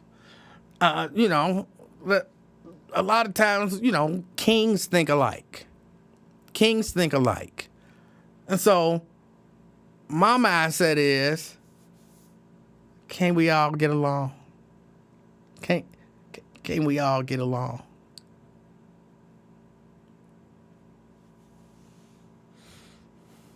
Can't we all just get along? You ain't even gotta like people. Just get along. Of course, on the other hand,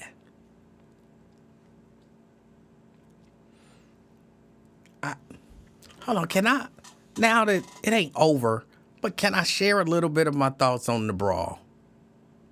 Here is, I don't know who started what, but I've been telling y'all for years, this is the way that I see it.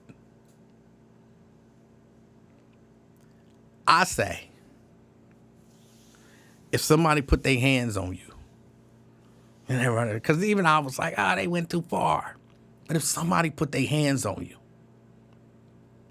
it ain't no too far, in my opinion. It ain't no too far. Once you cross the threshold of physical violence, it can get as physical as I want it to get. I didn't put my hands on you, you put your hands on me. You can't slap me and then say, but you only get to slap me back. Nah, I get to do whatever I want to do until I'm satisfied. Because you shouldn't have put your hands on me. Again, they talking about, we got videos and this person started and we got videos and that person started. I don't know who started it.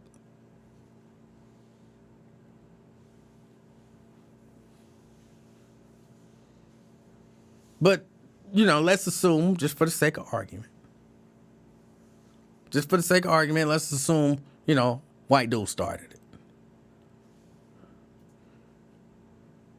It ain't no you went too far.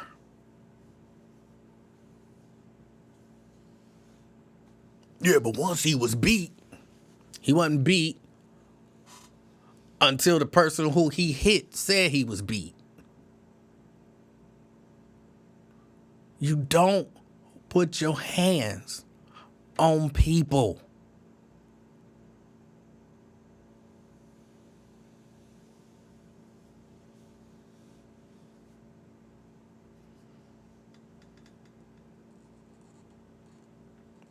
That's it.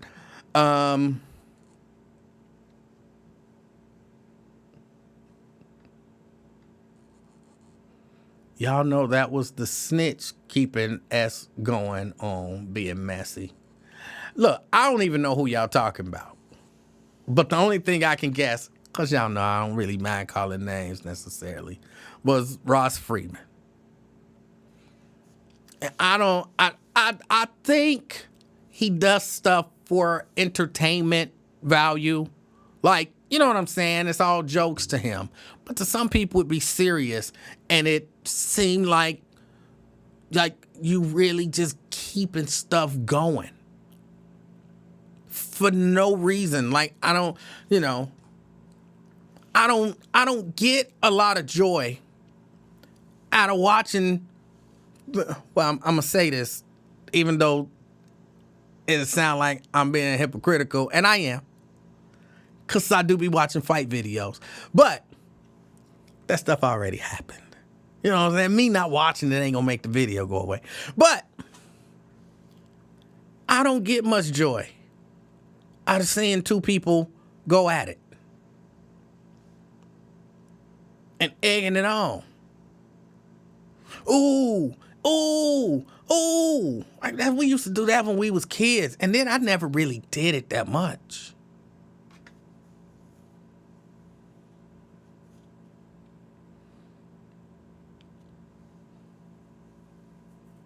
Oh, you gonna let him hit you? Oh.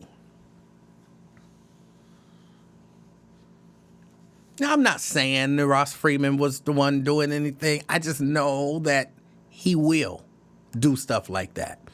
And I'm like, come on, y'all. We're a small little community of people in these podcast streets.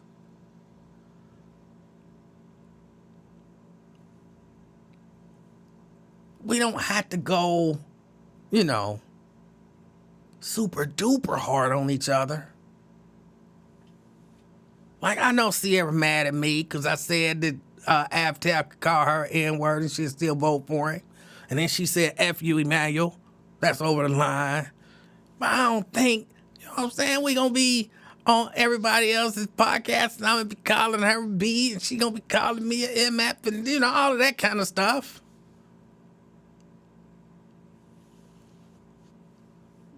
And everybody going to be jumping in, taking sides. And come on. Like, we grown as hell.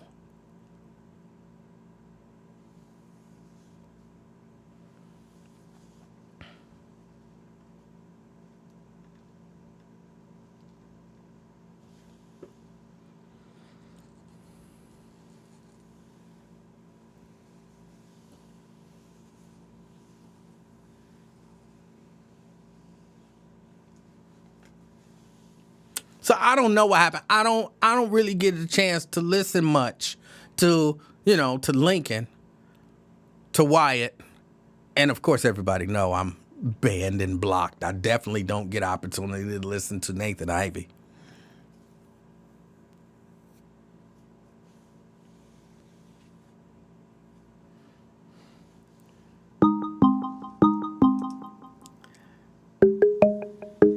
But can we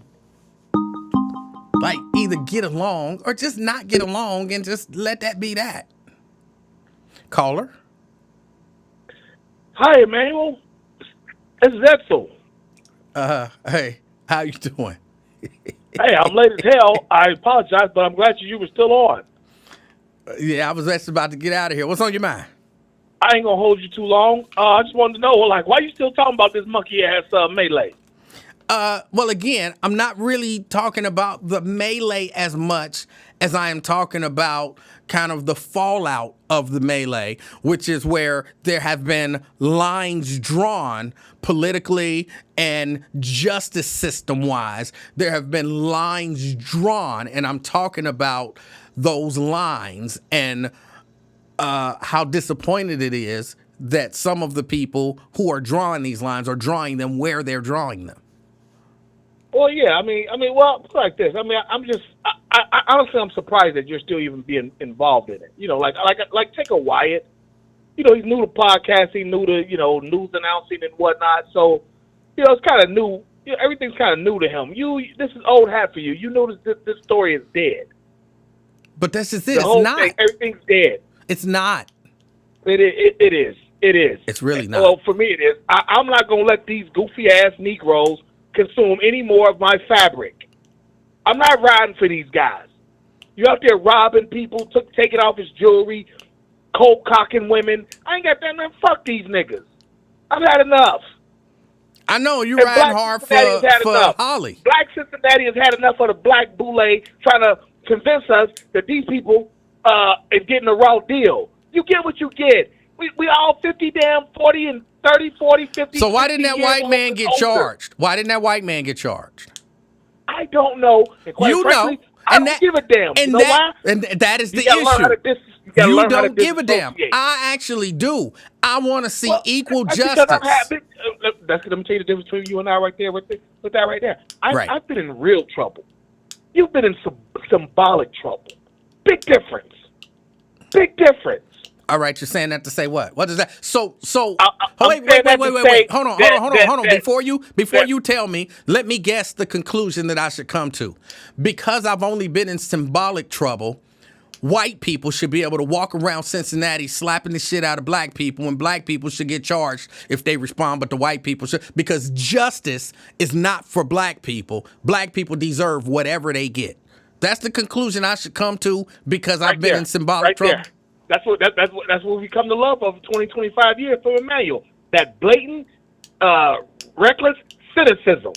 Damn well that's not what I'm coming. That's not the conclusion that nobody would ever say. Sounds what like I'm the conclusion. You get involved. I agree. It's not what people would say. You get involved with some white folks. You're gonna get what you get because you shouldn't have been doing all that.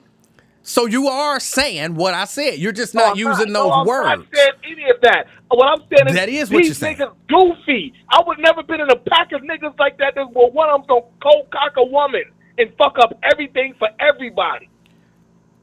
That one person at work that's always telling everybody, hey, watch what you're doing, blah, blah, you get us all fucked up.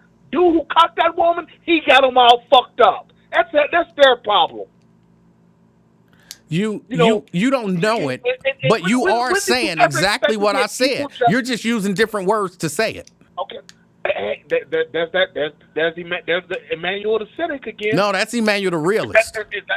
If that's how you wanna perceive what I'm saying, I feel no obligation to tell you the contrary. But it don't matter. You can tell me that. You can say you don't mean that, but I can hear the words that you're saying. I just feel that you are a better talk show moderator and host than to beat on this mutilated horse at this point. This is such a tawdry issue anymore to me. Again, you don't care about equality in the justice system. I actually do. Equality, Emanuel, equality is a childlike concept. It doesn't, it's not gonna, it doesn't reach adulthood. You know, survival of the fittest, natural selection. Natural selection took these dumbass niggas out the game for 30 years, or is about to. Now, because you roll with the type of dickhead who will cold cock a woman. Now, just for the hold on, just out for not. Fame. Just for the record, you just reiterated what I said earlier that you said you weren't saying. I said you're saying equality don't matter. You said that's me being cynical, and then you follow it up with, but we grown, equality don't matter. Just so you know, you said what I said you were saying. Like the kindergarten teacher telling you to give gum to everybody. Wait, are you eating? You know, when you get caught with some gum. Hold on. Are you eating while you're talking to me? Yeah, I mean some Thai food, yeah. But I had to get this off my chest because you're chopping my ass. It's like Emanuel is too smart and too good to keep wasting this shit for 2 weeks. You're calling out Ross Freeman. You're calling out Janice, old Janice. And this story's dead. Again, I mean, we've been fighting for equality for 500 damn years. Again, I don't agree with your assessment that equality is unimportant. I never said it wasn't important. I just said it's a childlike concept. All right, I don't agree. And that's fine. You're allowed to disagree. Bro, you got to stop putting food in your mouth while we're talking. Like, if you can't stop eating to have this conversation, then just eat. You ain't that mad. You ain't that mad at me. You stop.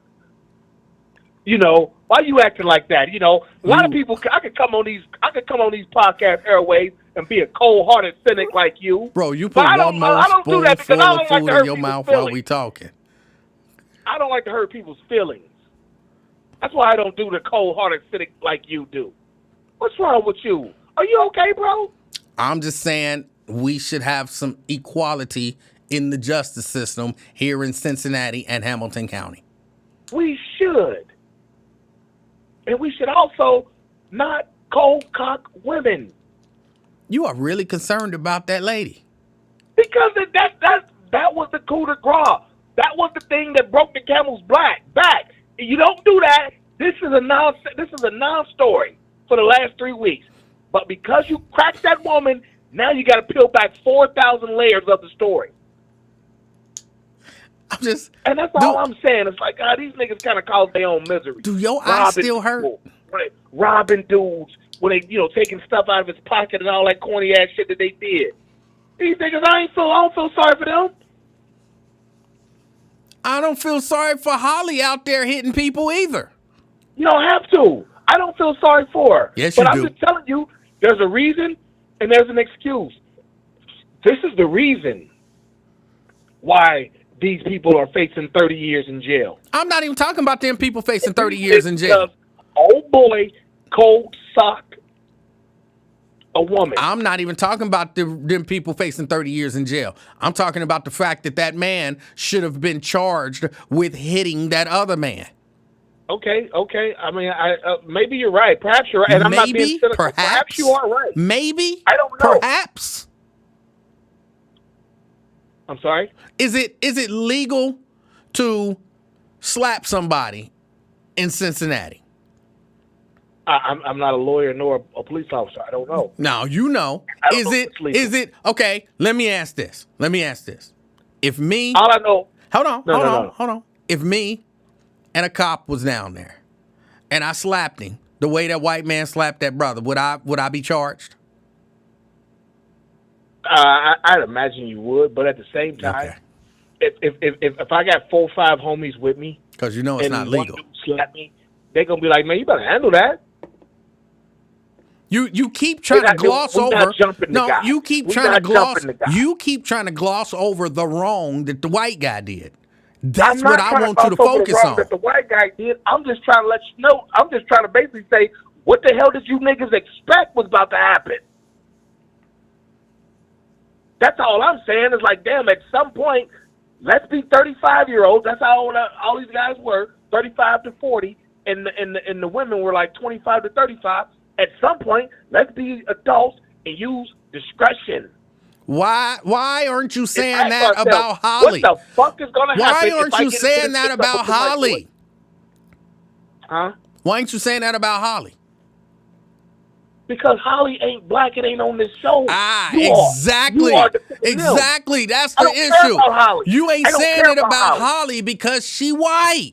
And you think it's okay for a white lady to get involved in a street brawl and nothing should happen to her because she's white. And somehow that makes her more special than anybody else. You should be a biologist. You know, that was basically some DNA you just threw up there. That was two wavy little lines. All it was a simple analysis of what you said. No, Emanuel. Yes. This horse has been beaten so bad that it's mutilated. The coroner can't find this horse anymore because we beat on it so bad. It's dead. Again, we're talking about two different horses. Hopefully, I'm glad to see that the young lady got her bond significantly reduced.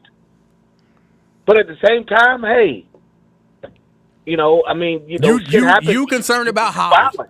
Your eyes still hurt. You know what I'm saying? Okay. So you concerned about Holly. You think it's appropriate? You think it's appropriate for a woman to jump into a street brawl? That's what you think. Let's get the jokes off. I'm not joking. You think it's appropriate for a woman to jump into a street brawl between men? That's what you think. You're backsliding as a. I'm asking a simple question. You think it's appropriate? This is what happens when I be on the chat sites and ask this simple question. They don't ever want to address this question. Hurry up. Do you think it's okay for Holly to have been in there getting her licks in? If that's what she was doing, hell no, it wasn't okay. All right. So then, and you see how he had to preface it with, if that's what she was doing, because they always have to create a way out for Holly's. Okay. Holly wasn't innocent. Okay, she wasn't innocent. I'll take your word for it. Oh, you'll take my word for it. You didn't see it. Yeah, I mean, I stopped watching the video 2-3 weeks ago. I'm tired of it. You're missing the whole point because you're trying to clown me over some white holes. This ain't about that. I'm just letting you know. This is 100% about that. My mental fabric and mental compass cannot deal with this nonsense anymore. It's 100% about that. 100% about that. I can't deal with this monkey ass shit no more. That's all. All right. That's all. Okay. All right, Emmanuel. Are you coming on tomorrow? I don't know. Oh, I would like for you. It'd be great because I can listen to the whole show tomorrow. But if I can't, hey, we'll pick this up another time. But until then, it's just like Old Spice deodorant. There's a wolf on your ass. Oh! All right. That's fake. I told you I was on one of them, and somebody was like, would you like to see your sister get hit like that, or your mother get hit like that, or your daughter get hit like that? And I said I would tell my mama, my sister, and my daughter not to go jumping in the street brawls.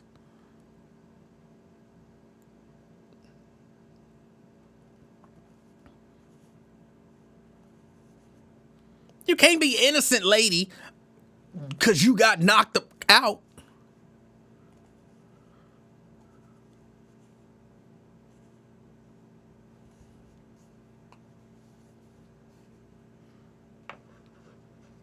They never want to say if Holly was wrong for involving herself in a street brawl.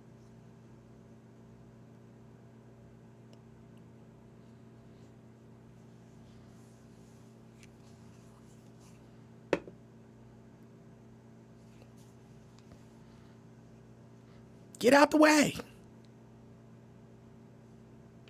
Get out the way.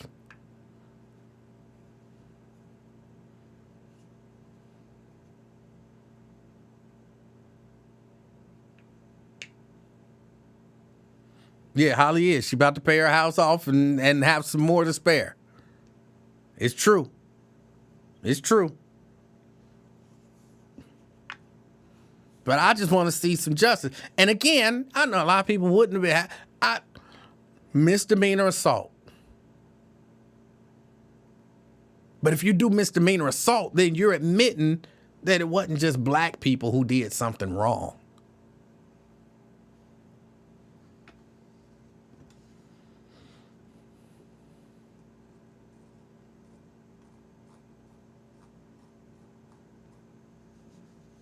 Yeah, I do. I got to get out of here. I done said it 100 times. That's hyperbole.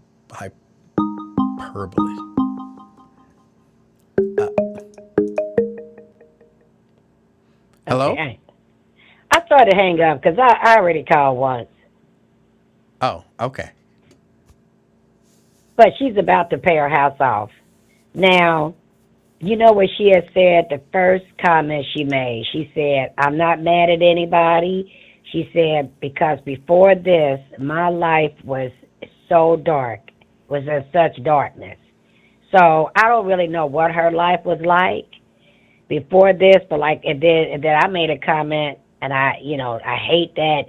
I think that it was probably worse because sometimes people bruise up easy. I'm not saying that, because I didn't really see the video to its totality. I just did see her though beating the mess out of the back of that guy's back and his head and stuff, and all of a sudden I turned around. He turned around and I think I saw him punch her. I don't even sure if I even saw that. But at the end of the day, sometimes this woman's blessed now. I mean, she ain't gonna never ever had that much money. So that one punch or whatever happened. Getting knocked the fuck out was the best thing that's done happened to Holly probably I'm her not whole trying life. to be funny. I'm not trying to be funny. That was the best thing. She said my life was in such darkness before this. I ain't mad at nobody. And, she said, I hope that people, pay for what they did. She was so soft and gentle. Now you should hear, because they told her, and if you want to get this money, heifer, you better talk like you was beat down so bad, all this stuff. And now she changed her whole verbiage because she want that 400, whatever it is. So that one punch down, like you said, I ain't gonna drop the F-bomb. That got her almost $500,000. If I was her, I'd probably be thanking God. Sometimes bad things have to happen in order for good things. I'm not saying it should have.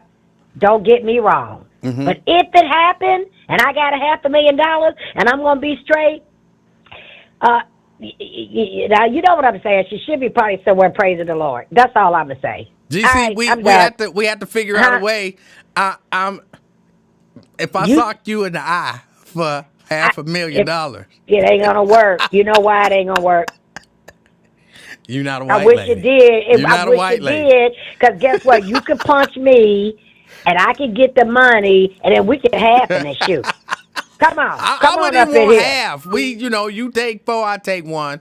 I'm going to jail. My fist hurt. You know what I'm saying? And then, and again, don't get me wrong. I'm not saying any of that. I don't like stomping. I don't like hard. I don't like all that kind of stuff. GC, the truth of the matter, though, if we got you on video, me socking you in the eye and knocking you out, all that's going to happen is you're going to be knocked out, and I'm going to walk away. Ain't nobody going to take up no collection for GC. Ain't nobody going to be mad at victim and none of that kind of stuff. No. And then even when the collection was taken up for the man that ran over the cop, all that's wrong too. But at the end of the day, we know that he had to be enduring some serious trauma to see his son get shot like that, because not everybody deal with everything the same way. When they were trying to take up money for him, oh my gosh, shut it down. Come on. Excuse me, we already shut down the GoFundMe, shut down, how dare, oh my God, they want to change the laws and everything. I think that unless we really do, and I don't know, it has to be a massive boycott. It has to be something really massive. I don't know what it's going to take to show these people that they just can't keep treating us any kind of way, because they doing it in our face and they saying, do something about it. That's what they're doing. Yeah. And like you said, a girl got shot in the back downtown. Where was the outrage about that? And I'm going to say this. This is one other thing I want to say. Don't let us get it twisted to think that just because it happens in the black community, that it's black people doing it. I really want to say that. I feel so strongly about that. And even if whoever did it, they could find somebody all the way down in South Carolina over a fist fight, because that's what it was. And I ain't lying, when you fighting, people go, I mean, boy, I haven't fought in years, but if I fought Emanuel, I'm telling you, I'm going to try my best to try to kill somebody. I'm not, probably, because all that rage, all that stuff caught up in me, from years ago stuff. I'm just saying, when you fighting, some people fight to really try to hurt people. That's what the fight is all about. At least nobody pull out no guns and shoot nobody. That part right there. But if you can find that person all the way down in South Carolina, you can't find a person that shot this innocent woman in the back with 5 kids, Emanuel. Ain't no the chief of none of them. And see, now I'm getting to get mad. None of them have said one daggone thing. None of them. But you get excited and lose your freaking mind because somebody get a beat down. They ain't dead. And Holly's rich. Who gonna keep feeling sorry for her? She's okay. She's okay. That woman dead. And let's not assume that it's black people doing it. Now, think about that. All right. They do it in there and they know we're going to be the first one to assume it's us. And nobody said a thing. Where's the chief that said we're going to find her killer? Where's anybody? And why come the powers that be that we know aren't asking the chief? Why come the city manager aren't saying, where's that woman's killer at? Go find him. Yep. It ain't even funny because you know me. I'm getting ready to go now. I thought you were gone. Bye. All right. That was GC. All right. I had to get out of here. I got to get out of here. I appreciate y'all hanging out with me. I'm sorry, Sierra, but I had to call it like I see it. I still love you. I just have to call it like I see it. Everybody enjoy the rest of the evening. I think I'll be here tomorrow. Okay, this one will be quick. Blade. What's up, King? How you doing, sir? Pretty good. You see the pattern? No. Black people, we nigga this, nigga that, but we can say Holly's name and admit that she done nothing and disrespect you. Didn't our parents always say, don't talk with your mouth full? Yes. Call you with noodles all up in his mouth and shit, man. I mean, we're blatant disrespectful. We don't give a F about them. They about to get 30 years, but Holly sitting on $500,000. It's just we always gonna be defeated because we don't want to purge Negroes. Back on the purge thing. No, I'm serious. Tap on the radio telling a 75-year-old man, don't say white. Come on, man. You ever thought about seeing this in 2025? He told him, don't say white and don't say pressure. And you know what happened? Yeah. On his show. He didn't say pressure no more. Didn't take no phone calls or nothing. That old guard in that generation now, they keep on. We're gonna be back in slavery because of them. All right. Okay. Have a good one. You do the same. I be agreeing with some of the stuff he say, but his response, his solution is always a purge. That's not reasonable. That's just as reasonable as aliens in people's Ring doorbells. Like, some of the stuff just don't be reasonable that y'all say. All right. Gotta go. Enjoy the rest of the day. I'll let y'all know if I'm coming on tomorrow. As always, be the reason that somebody smiles today. Till next time, I'm out, y'all. Peace.